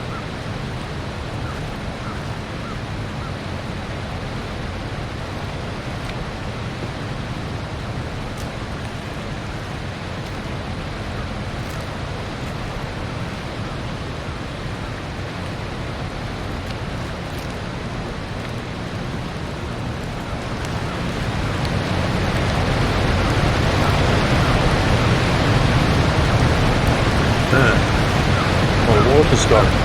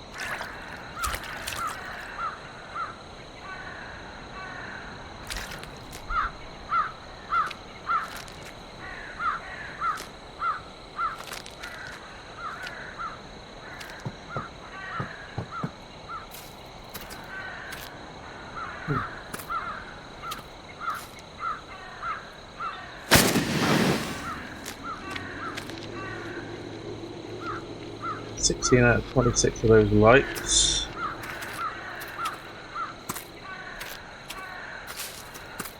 There's those, isn't there? Right, where are we going now?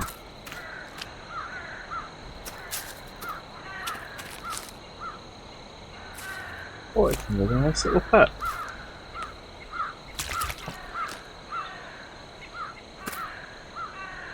Yeah, there's a whole village down there.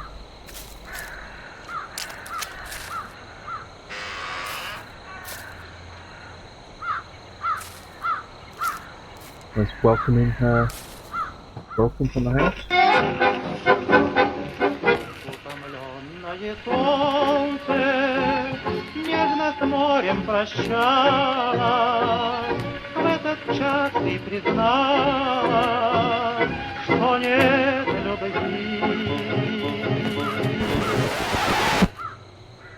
Thank you. I'll open that door from there. No.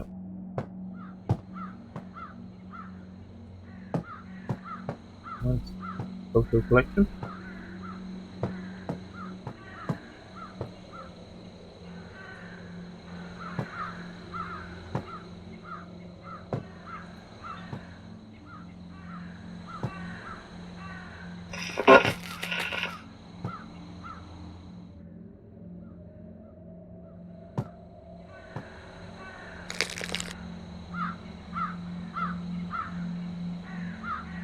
Oh, I got another. What it was I picked up then. I've got another boomstone by the look of it, I think. Yeah.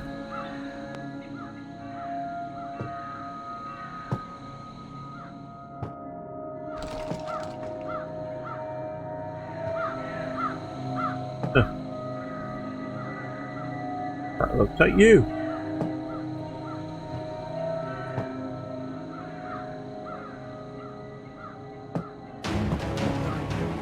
Oh. Oi. Go away.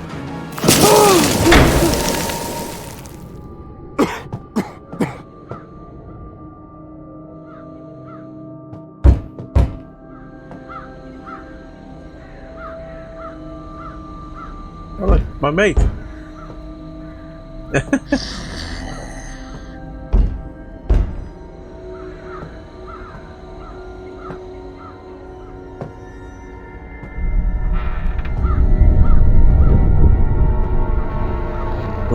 Gone a bit dark.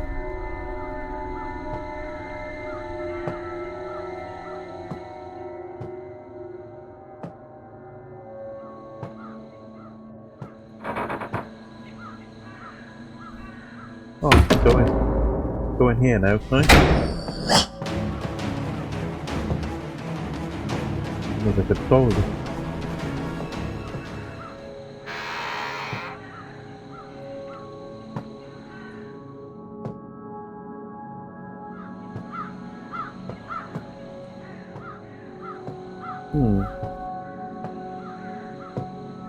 Something else I can get in here. So, I can just go outside.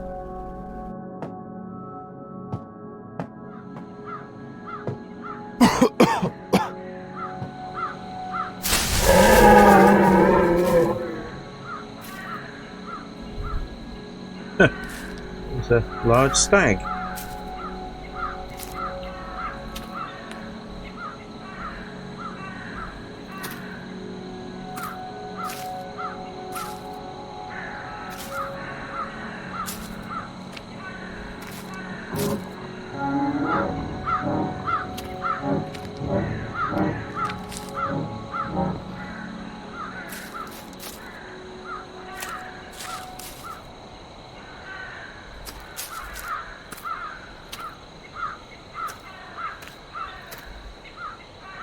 Oh, that looks nice.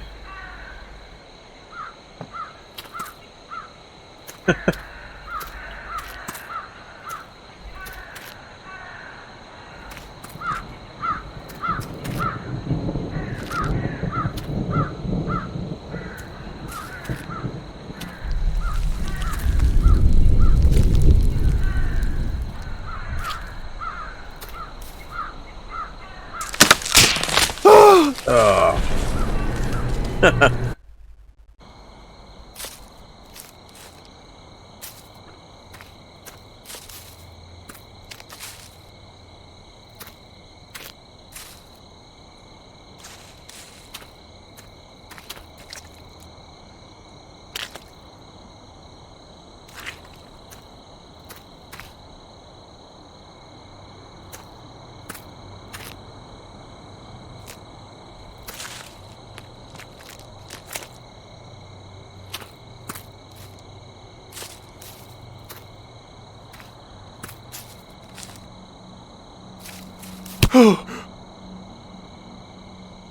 What's that?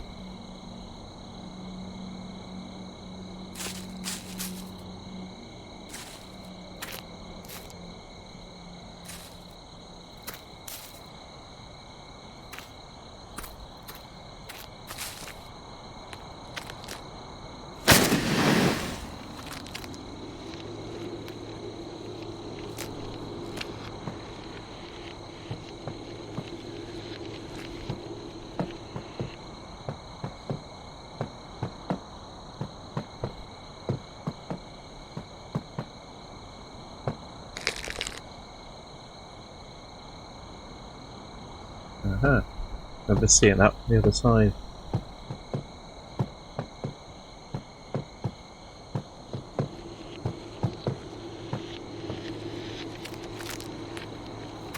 Let's save it again.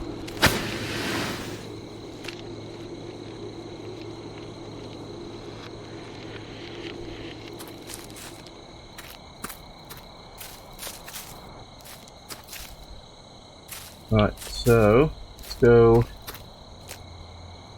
around the house.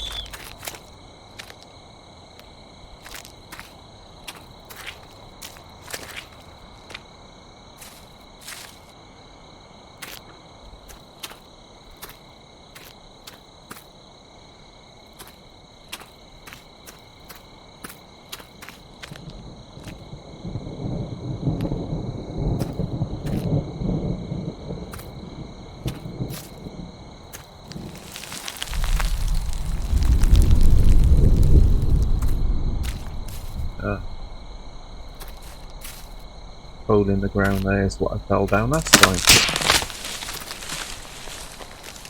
Heck was that?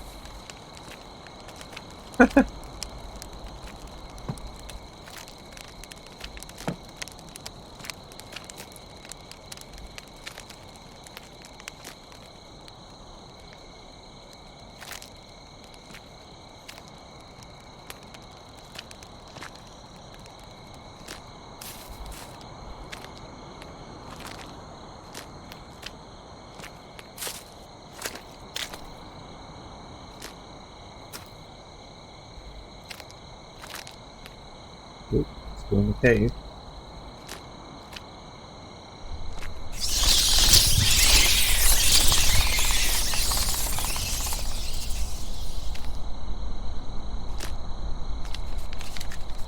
Resurrection.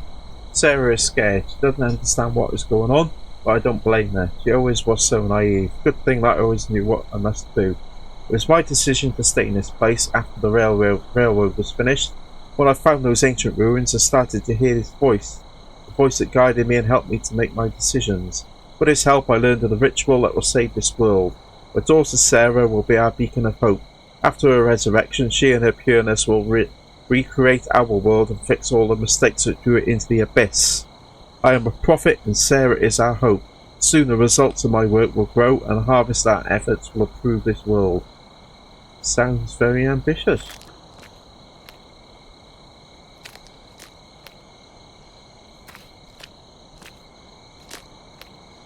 I'm still looking for one body part. There's all the body parts.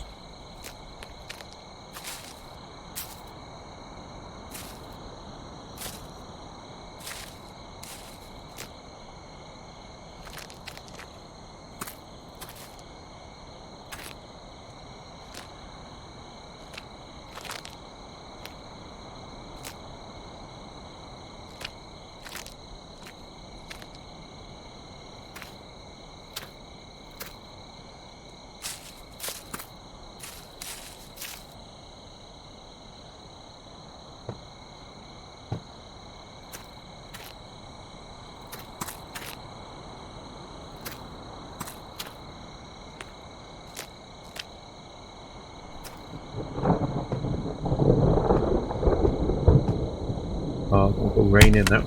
Ooh! Bloody hell.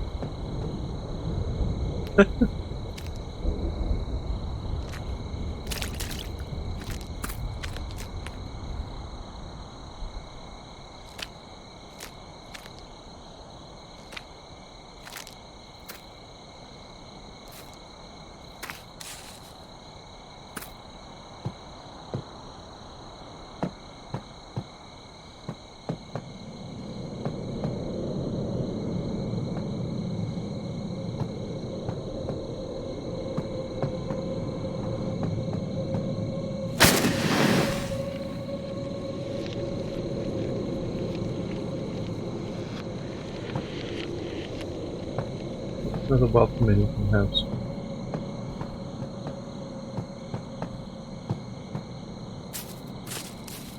So Hansel and Gretel's house.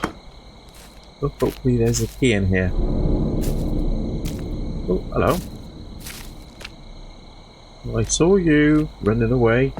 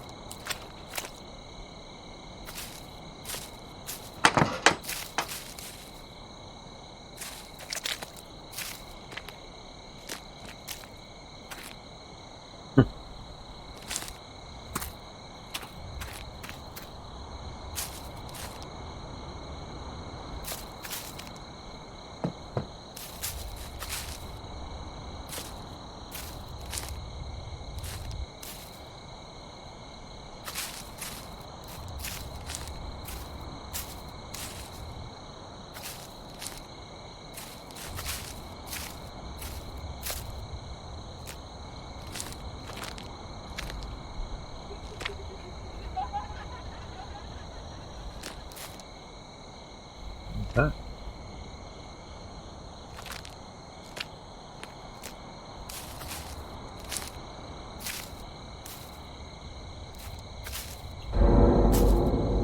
Oh. Hello.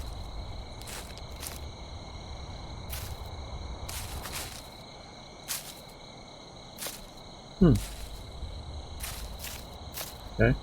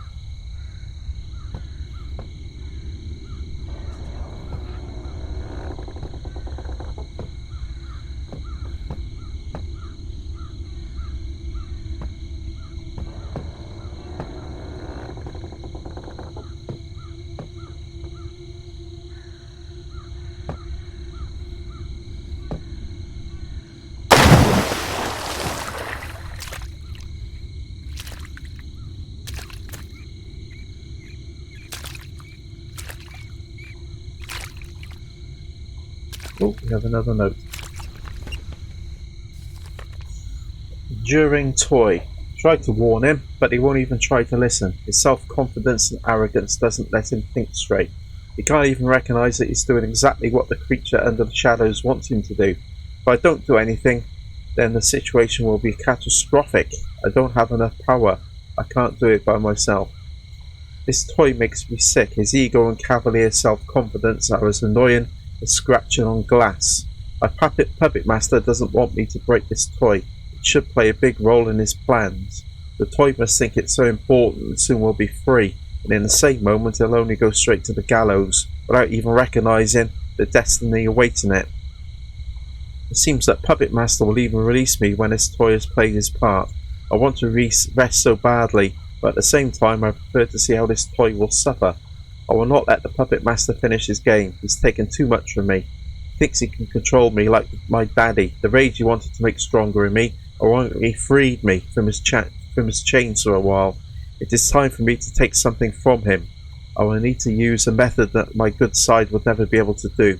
I will break this toy. It is time to make that curious toy take a rest.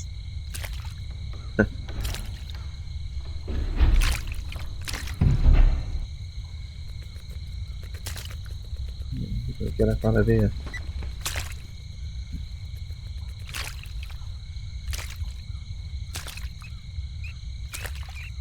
Ah, here we go.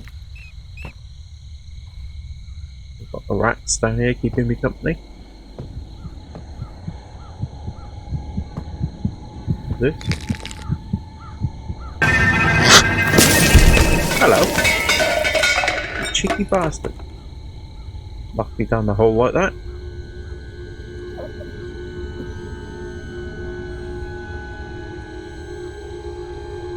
Yeah, you.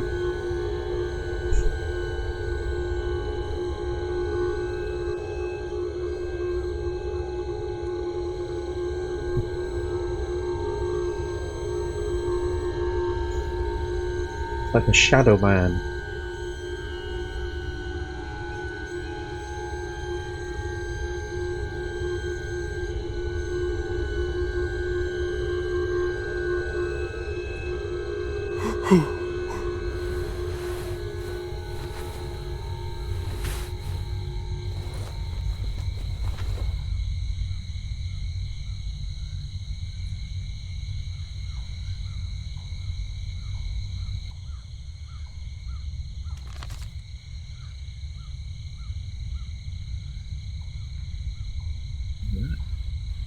Face is scribbled out.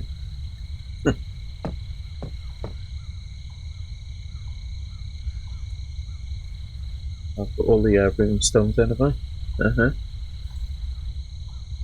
I just need one more body part. Where do I get the body parts from around here?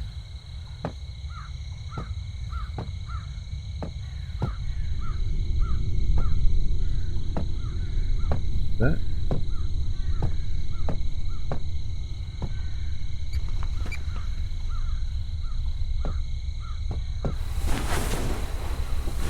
Oh, it's my mate!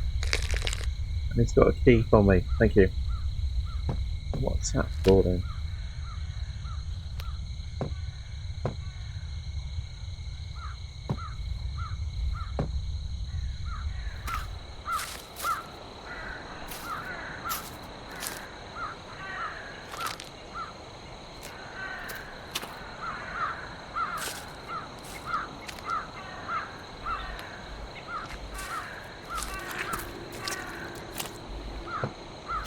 Ah, of course, the gate.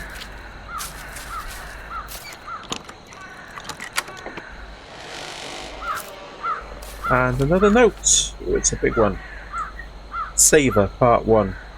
I woke up from the heart-rending screams. There was nothing except deep darkness all around. All of the settlement was swallowed in this waltz of madness. Am I still sleeping? Sarah, I must find her as soon as possible. I only hope this nightmare didn't take her. While I was searching for Sarah, I found some kid. He was around 10 years old. I didn't recognise him. I don't remember any young people in that settlement except Sarah. He looked like he wasn't real, same as everything around here. Despite this, I couldn't leave him alone in such a place. He was very scared and helpless. The boy told me he was living with his mother was taken by a dark creature. He called this creature the Spirit of Forest. When I asked him if his father was still alive, he looked at me with an expression in his eyes. I couldn't comprehend. I wanted to find Sarah, but I still needed to help this kid. That is why I decided to first take him from this cursed place, then go back for my Sarah. While we were walking, I screamed her name and hoped to find her during our way, but the child asked me to stop. Stop doing it. If you keep screaming like that, the Spirit of the Forest will find us, he said in hushed whispers. We were so anxious and fearful I had no other choice than to stop calling her. Who is this Spirit of the Forest? It seems that poor kid is so scared that his mind created some illusionary monster. In any case, I should hurry up.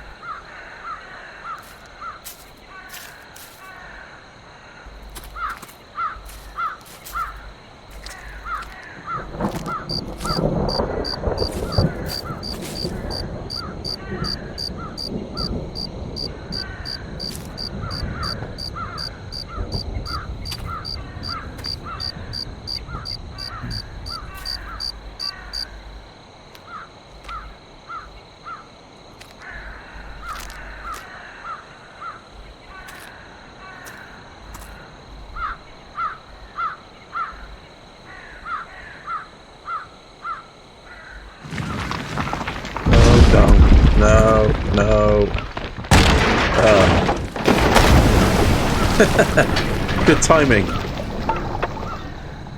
All the times that could have fallen, it chose just that moment when I was walking across.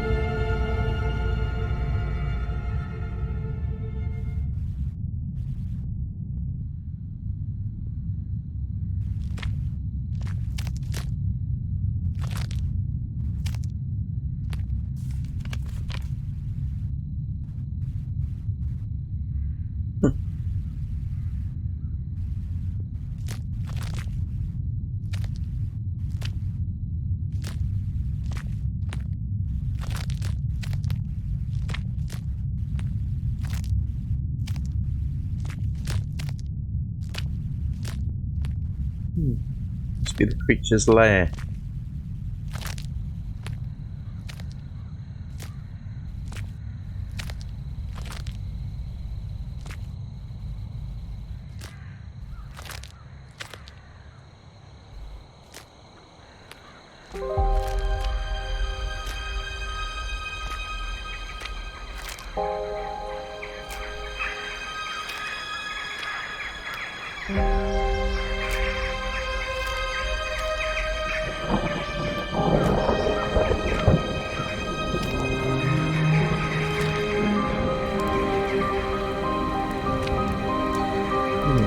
Over there then. Some houses.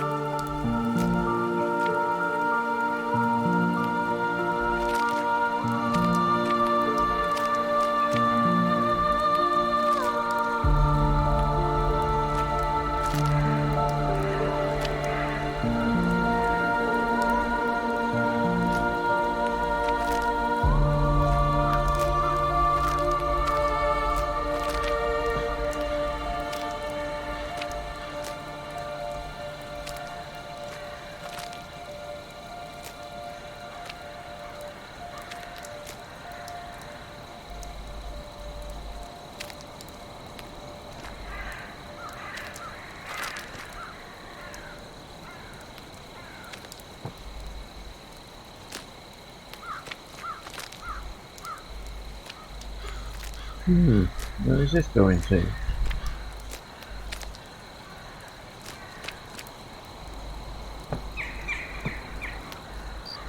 Oh, there's another note. Goodie. Oh, it's just a picture. I'll pick it up, no?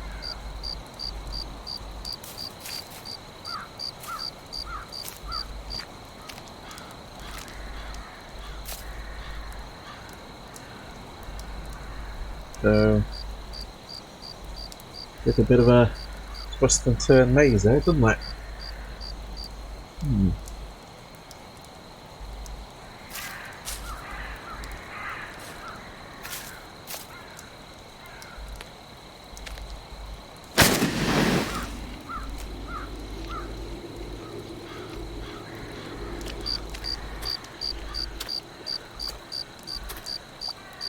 The brew before. That's where I came up, wasn't it?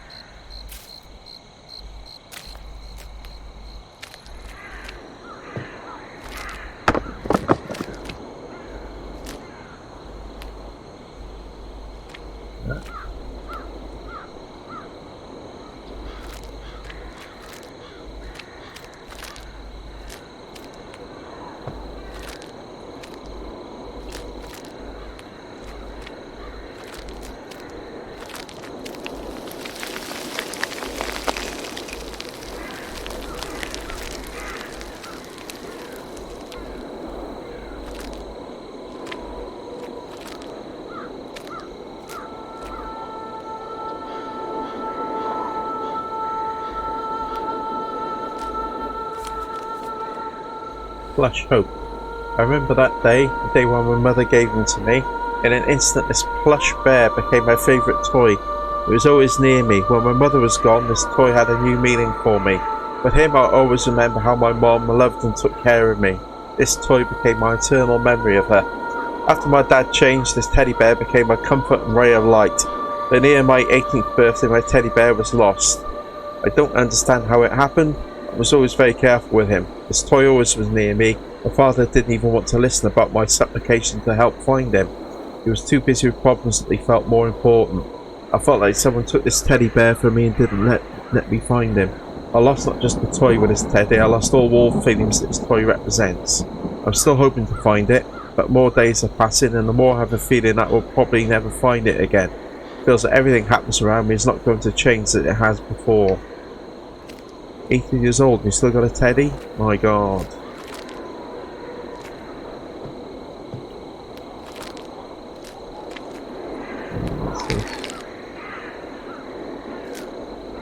What is that, some sort of quartz crystal or something?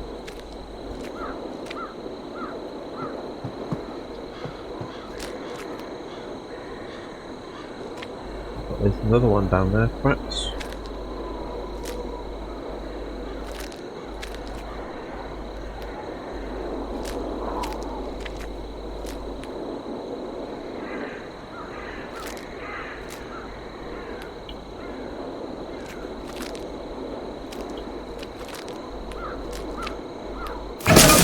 Oi! Here we come from, you little bitch.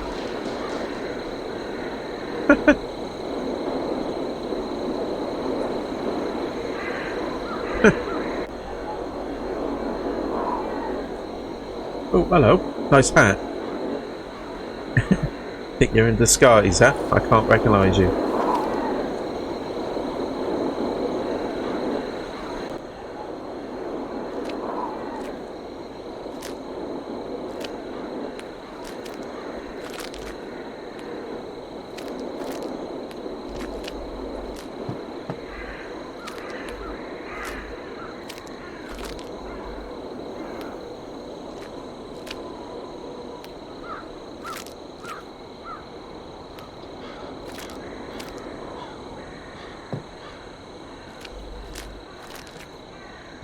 Oh, I see you. Peeping around the corner.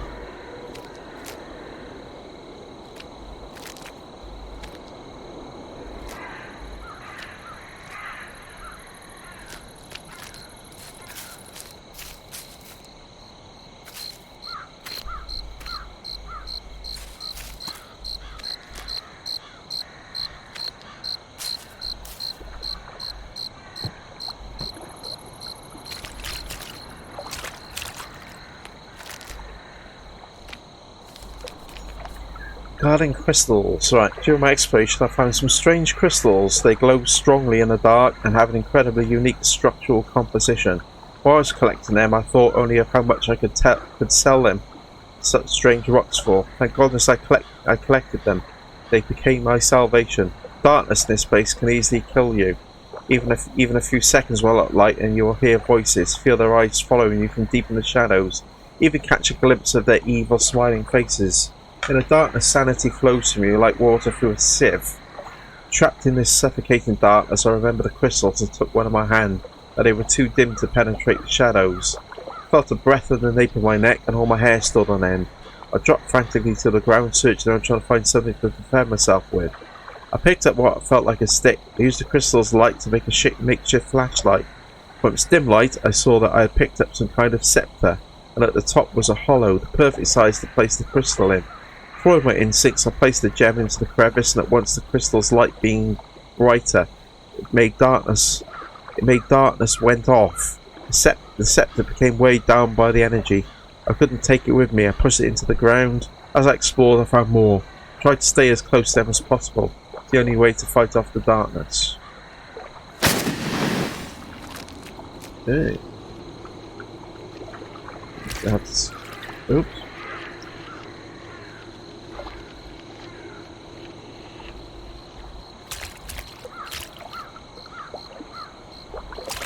No.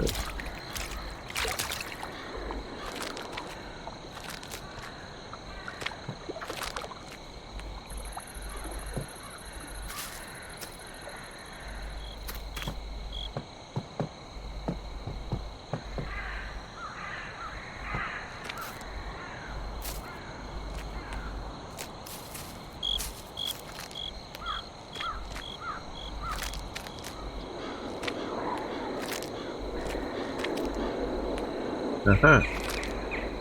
That's the other one I saw from the from up there.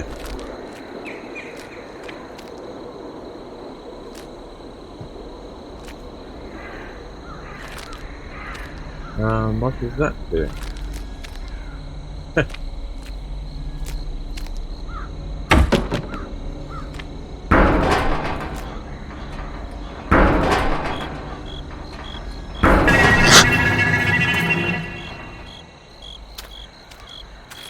That turd? Looks like a coiled turd.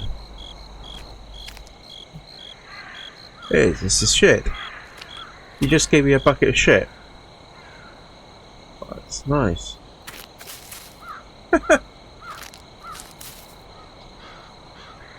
You just coiled off a turd for me. Okay.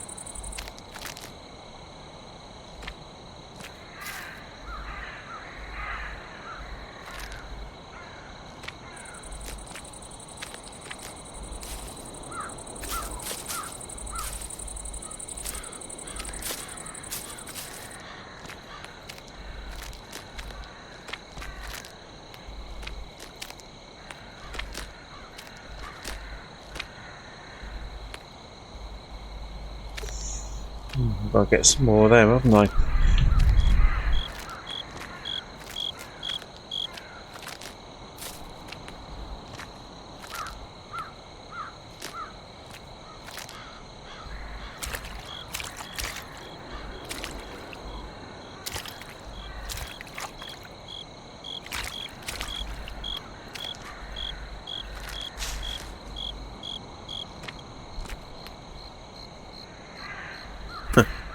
Thank you for that gift.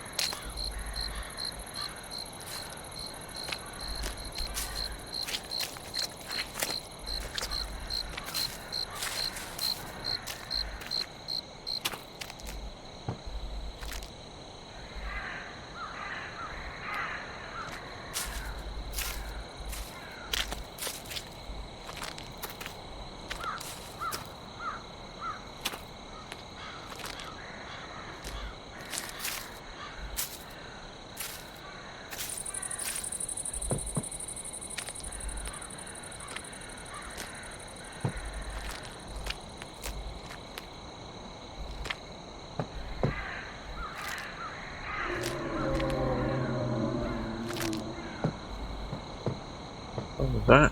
We've got the T-Rex.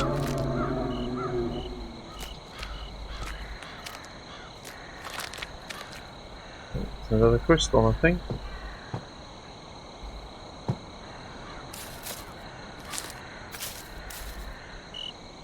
Oh, have a join yourself there.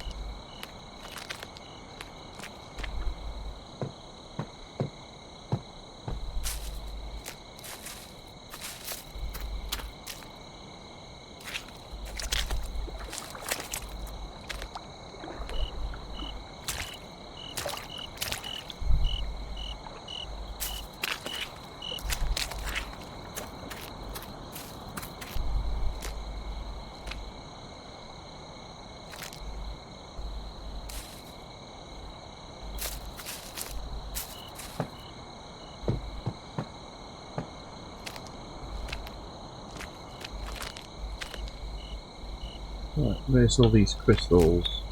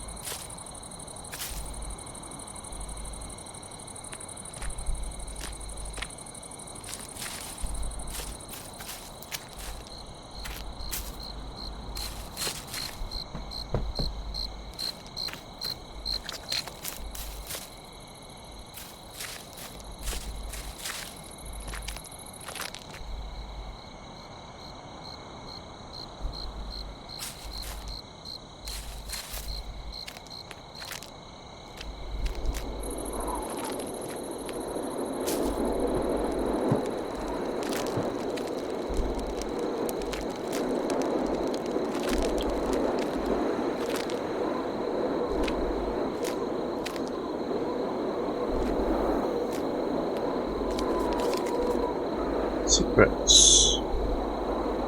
I don't want to have secrets. Sometimes when we share our secrets with people it makes us closer and our bonds stronger, but some secrets create doubt and destroy trust.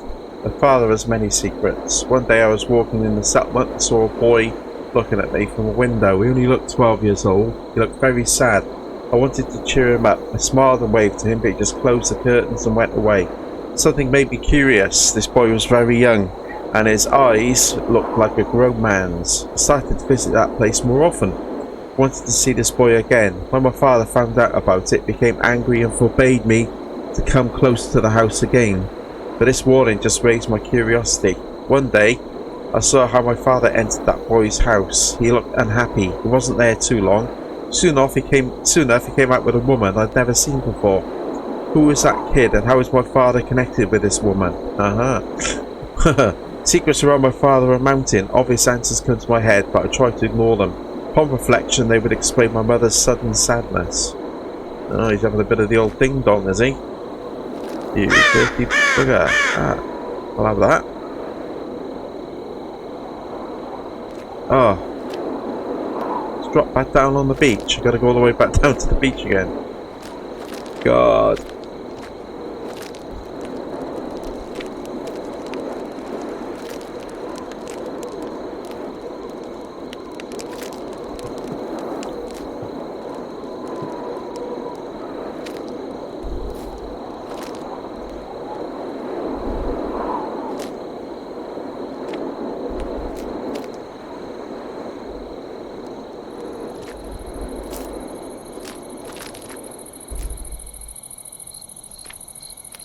What's that?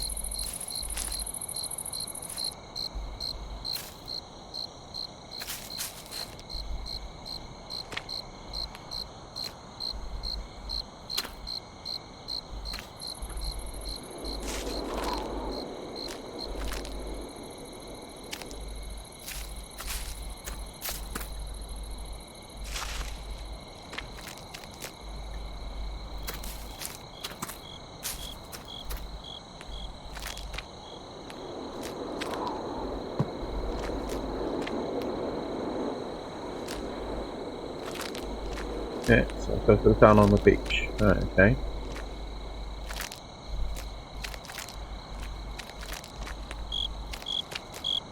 There's the beach.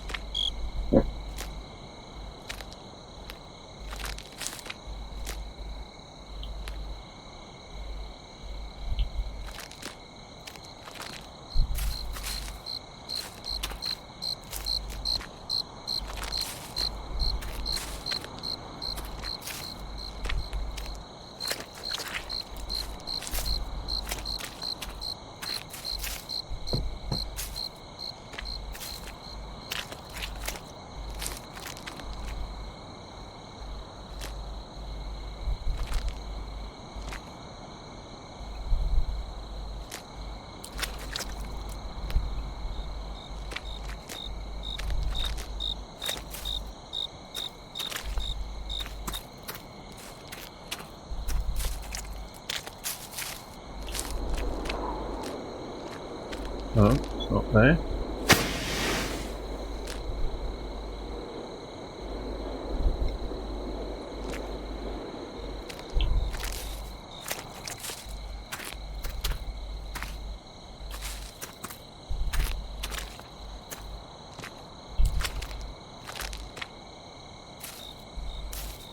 Maybe down there.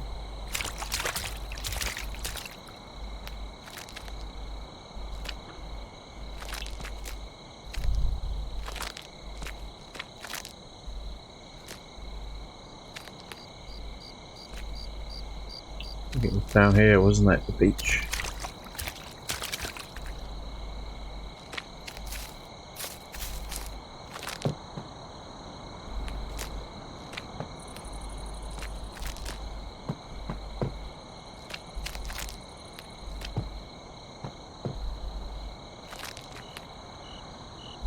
There it is. That's the last one I need.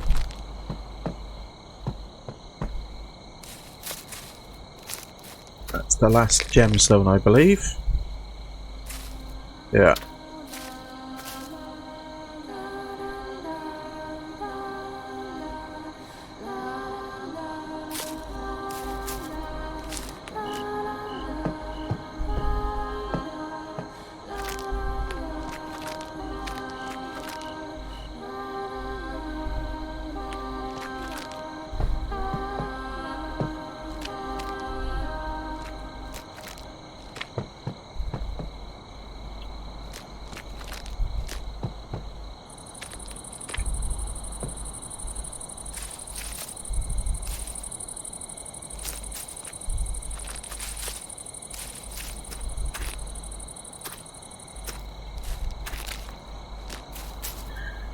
It's a bit like a maze, so I think I have to go up here.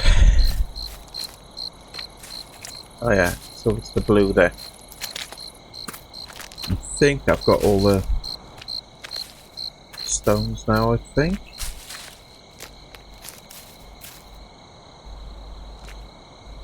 There's 4 you have to have.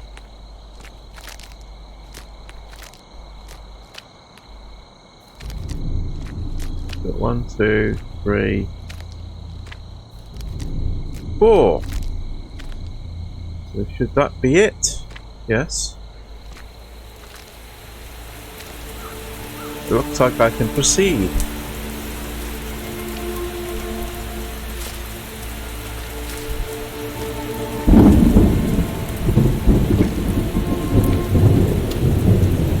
The bridges are always out, aren't they?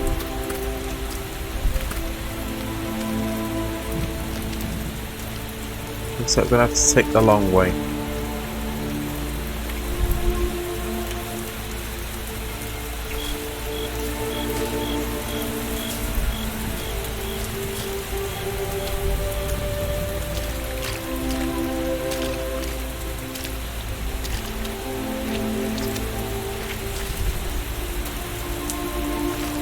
So,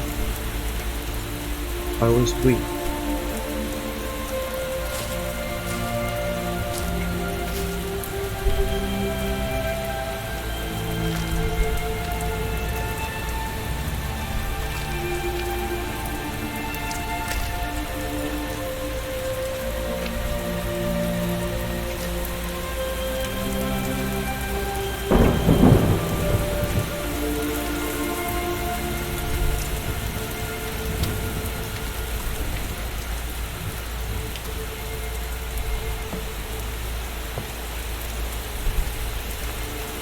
Oh, hello. So you're keeping an eye on me again?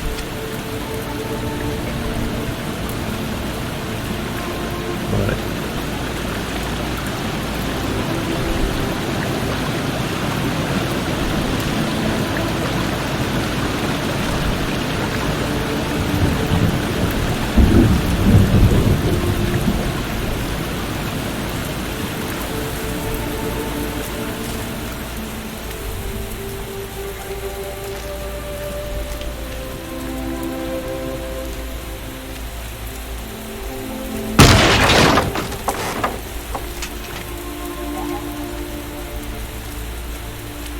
Okay.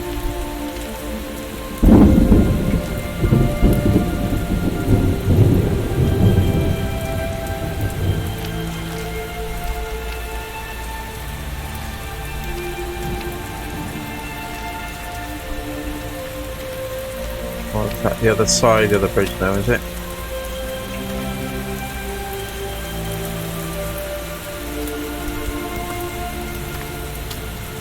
Yeah.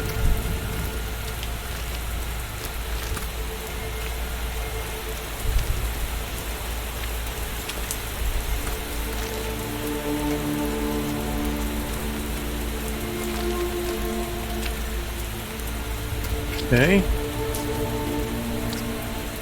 think I might be nearing the end now.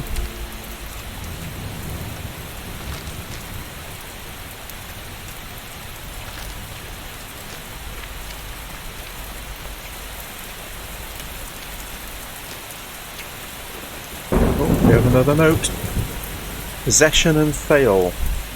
Soon I will be able to finish that reverse ritual, but something is wrong. I think I made a mistake. I can feel my will becoming weaker. It is like something is making follow a scenario that was already written. All my feelings of superiority and joy, feeling sharper mind, it's like they were given to me. To keep my mind in the illusion that it is me controlling my destiny. That is all going way too easily. It's like a cheap performance. There is no way back. I need to finish what I started. I can only hope that we will end with the best outcome. Darkwill came for me. I needed at least a few more minutes and I would have finished the ritual. I understand she could kill me at any moment, but for reasons unknown to me, she wasn't in a hurry. I wasn't as cunning as I thought. All the chances that I got were given from her. I don't know for what reason. Maybe she had some purpose. Maybe she was just toying with me. But now there was no turning back. I don't want to disappear like those dead bodies. I can't agree that my life will become so pointless. I can't accept this. I tried to block these thoughts, but they appeared in my head again and again. My entire part in this story is to just become another victim of those accursed woods. Right. Oh, tea's on.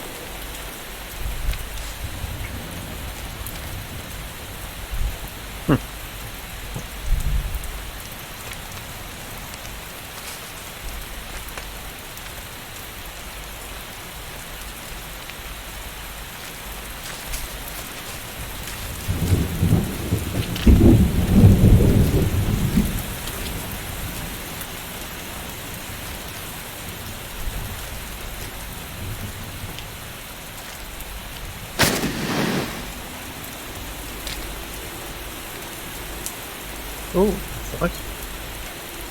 big house.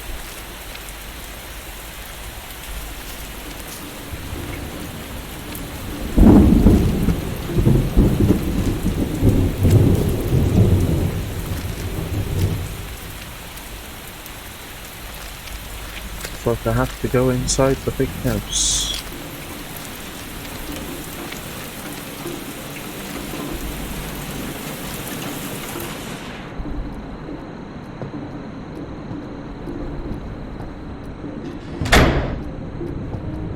Who closed the door?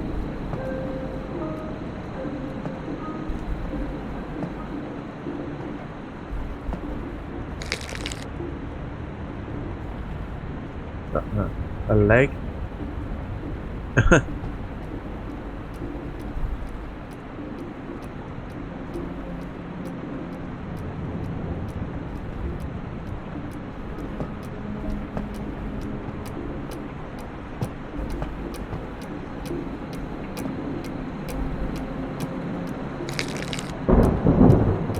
An arm?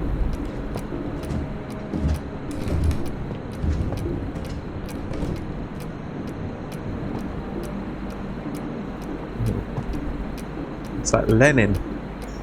I hear people walking around as well in the house somewhere.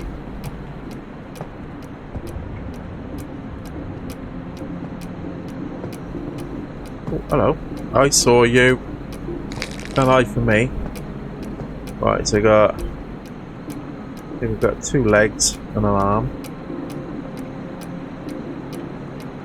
So I've got to be making something.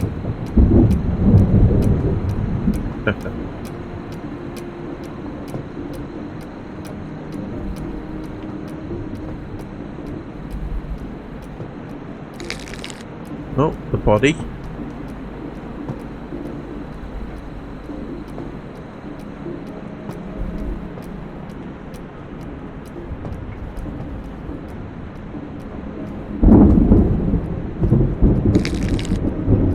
Another arm.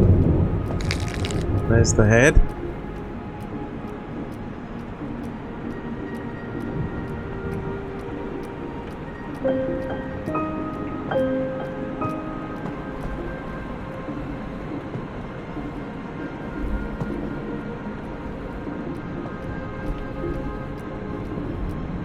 Closed like that before? I don't think so.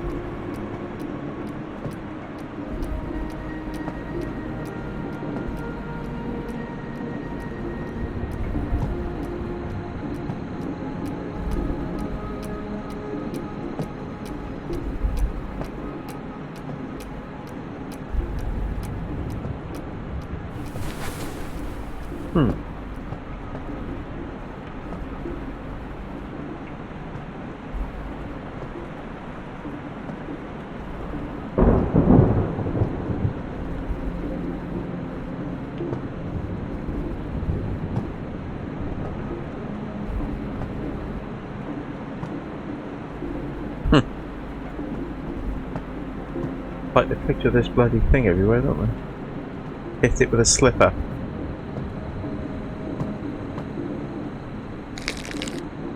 Oh, a key. You can see that there.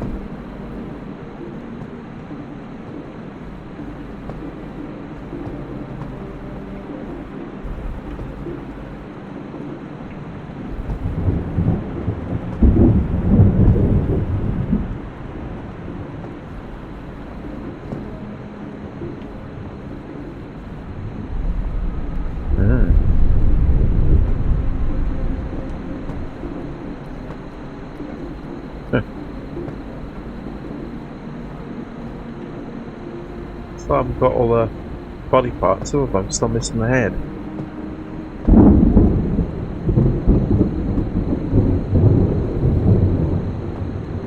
Oh, the head. Problem presents itself. Last minutes. Today my father made my favourite pancakes. He's rarely made them after Mom's death, but he wanted to make today a special day. He was very kind, asked many questions and listened to me carefully. He hugged me tight and kept saying about my important part in changing this world. Suddenly I saw his tear, a surprising since he could control his emotions better than anyone I've ever known. It reminded me times that I thought I forgot for ages, times when I was young, times when my family was happy and life in the settlement was bright. It was one of the happiest times of my life, but I knew maybe it was to be my last meal. For I could only guess from phrases I'd heard by accident, but now I understand everything that is coming. I don't see any point in escaping and begging or crying, because I know a day this will never happen again. I don't want to die. There's still so many things to be done. So much that I haven't had a chance to see and know, but I don't have any power to keep fighting. I can't leave this place. I was prisoner of that place. I'm still even the settlers that just do whatever my father say. They became my family. I don't want to abandon them. I don't think they will listen to me, but I can only hope that in the last moment their hearts will open and they will realise that what they are doing. This miracle is the last thing that I can hope for. It doesn't happen. If it doesn't happen, I hope that Jan will be able to forgive my father and the settlers, and he will go back to his city and live a better life. For now, I will clutch this hope as my mother taught me. I will enjoy this special day and the happy time with my father.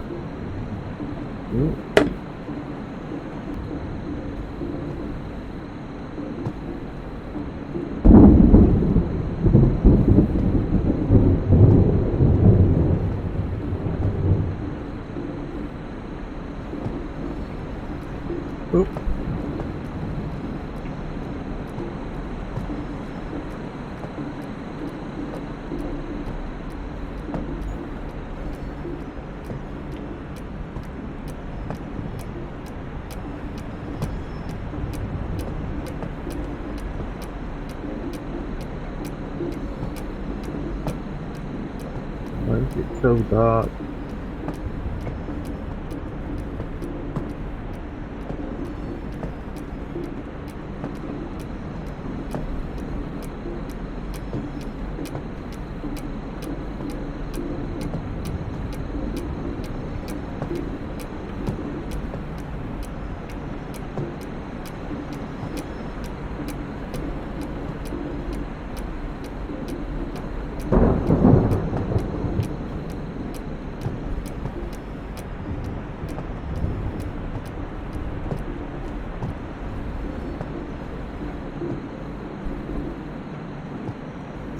I have to go back to the fire then, maybe?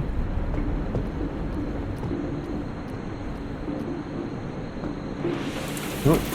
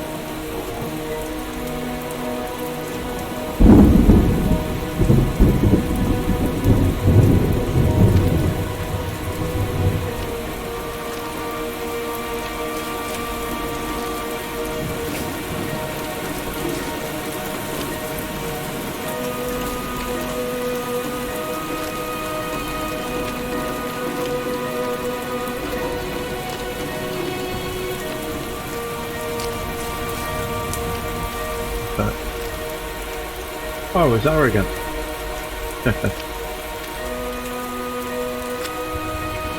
Oh, the gate's open now.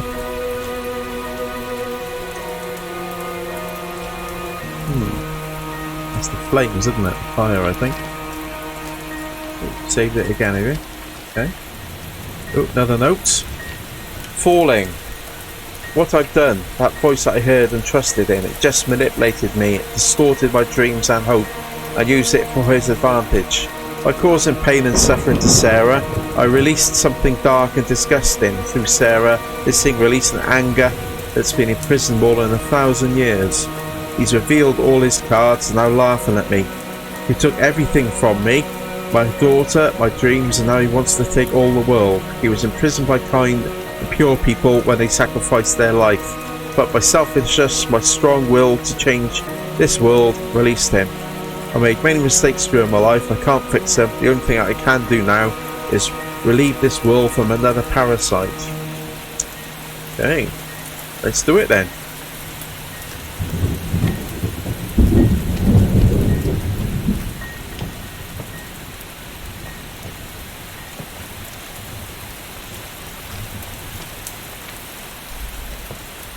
Great. This looks safe.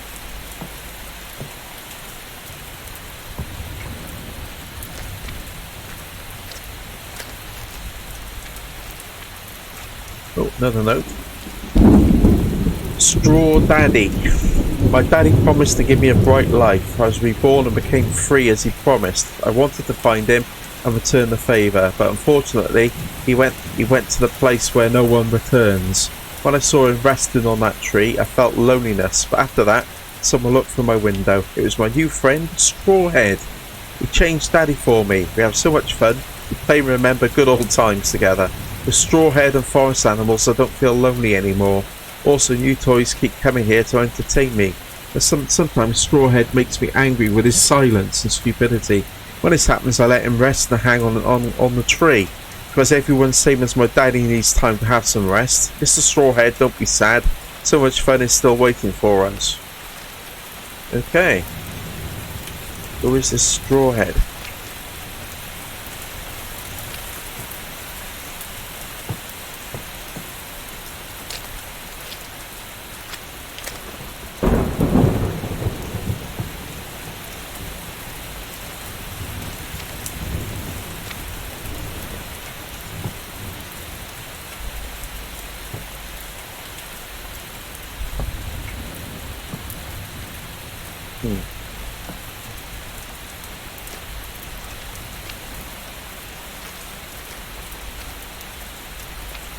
Lots of drawings everywhere.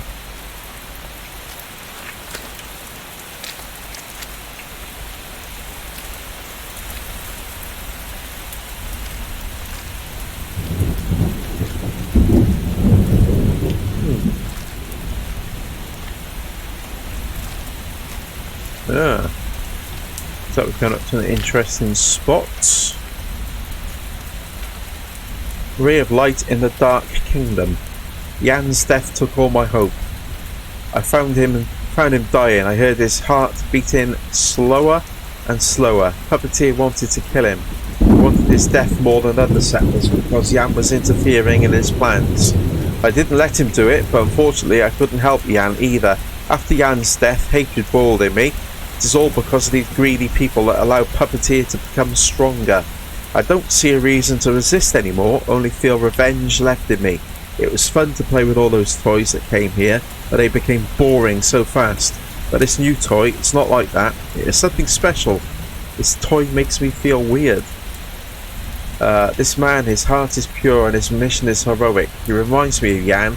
It is like Jan is resurrected in him. He helped me find the ray of light and gave me a power to resist the Puppeteer's dominance. I must help him. Maybe he is the one who can finally stop this nightmare.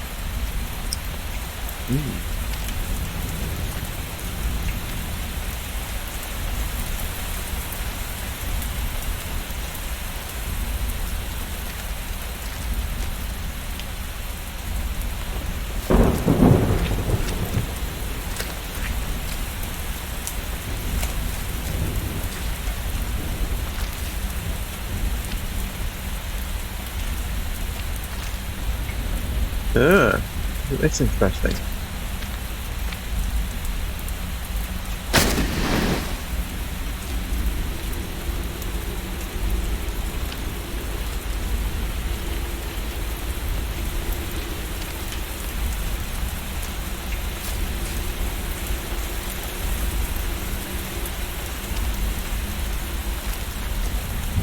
Just down here.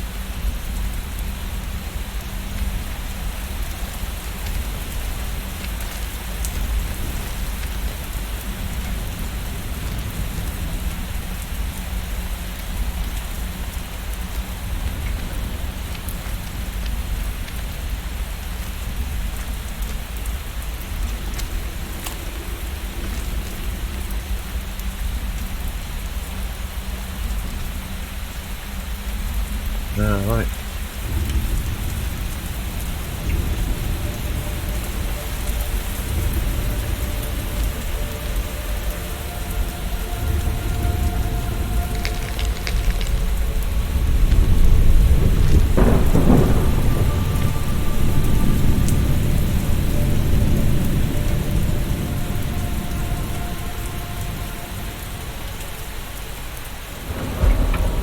Oh, here you are.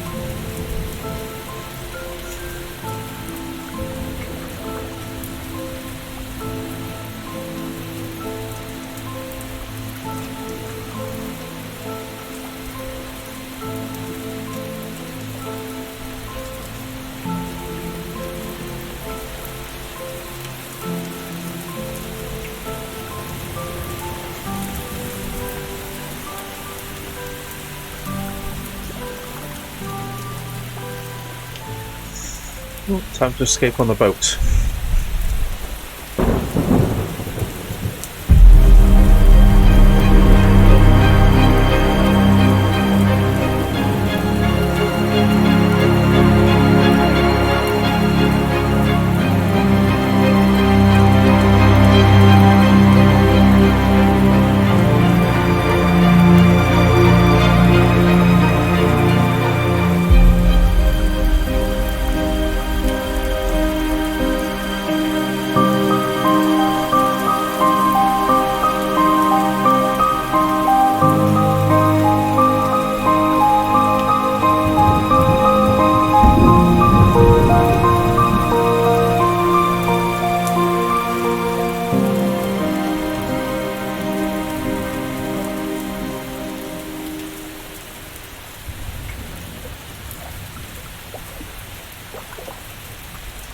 That it?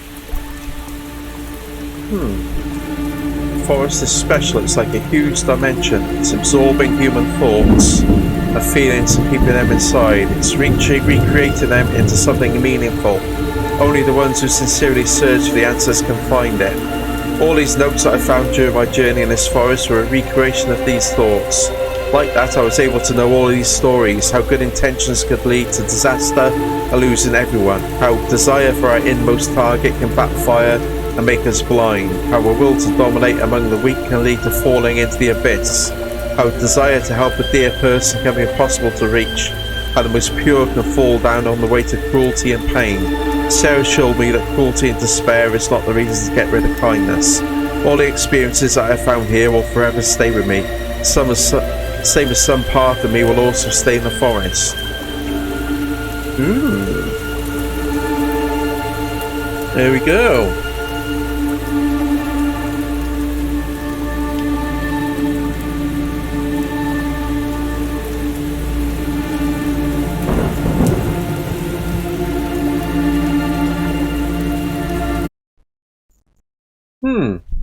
I actually really enjoyed that. That was quite good. Not massive game, but it all seems to like follow a pattern, like a track, where one path leads on to the next, and sometimes obviously I was running around a bit, not sure where I was going, but in the end I found everything I needed to complete it. So yeah, I really enjoyed that. Actually, I'd give that 9 out of 10. So the Cursed Forest. So let me know what you think of that, people. Please pop your comments on the comment section down below, and don't forget to hit the like and subscribe button to help boost my channel. If you could, I would greatly appreciate it. And thanks for watching, and stay tuned, ready for the next review coming up your way very soon. Thank you, stay safe, bye bye.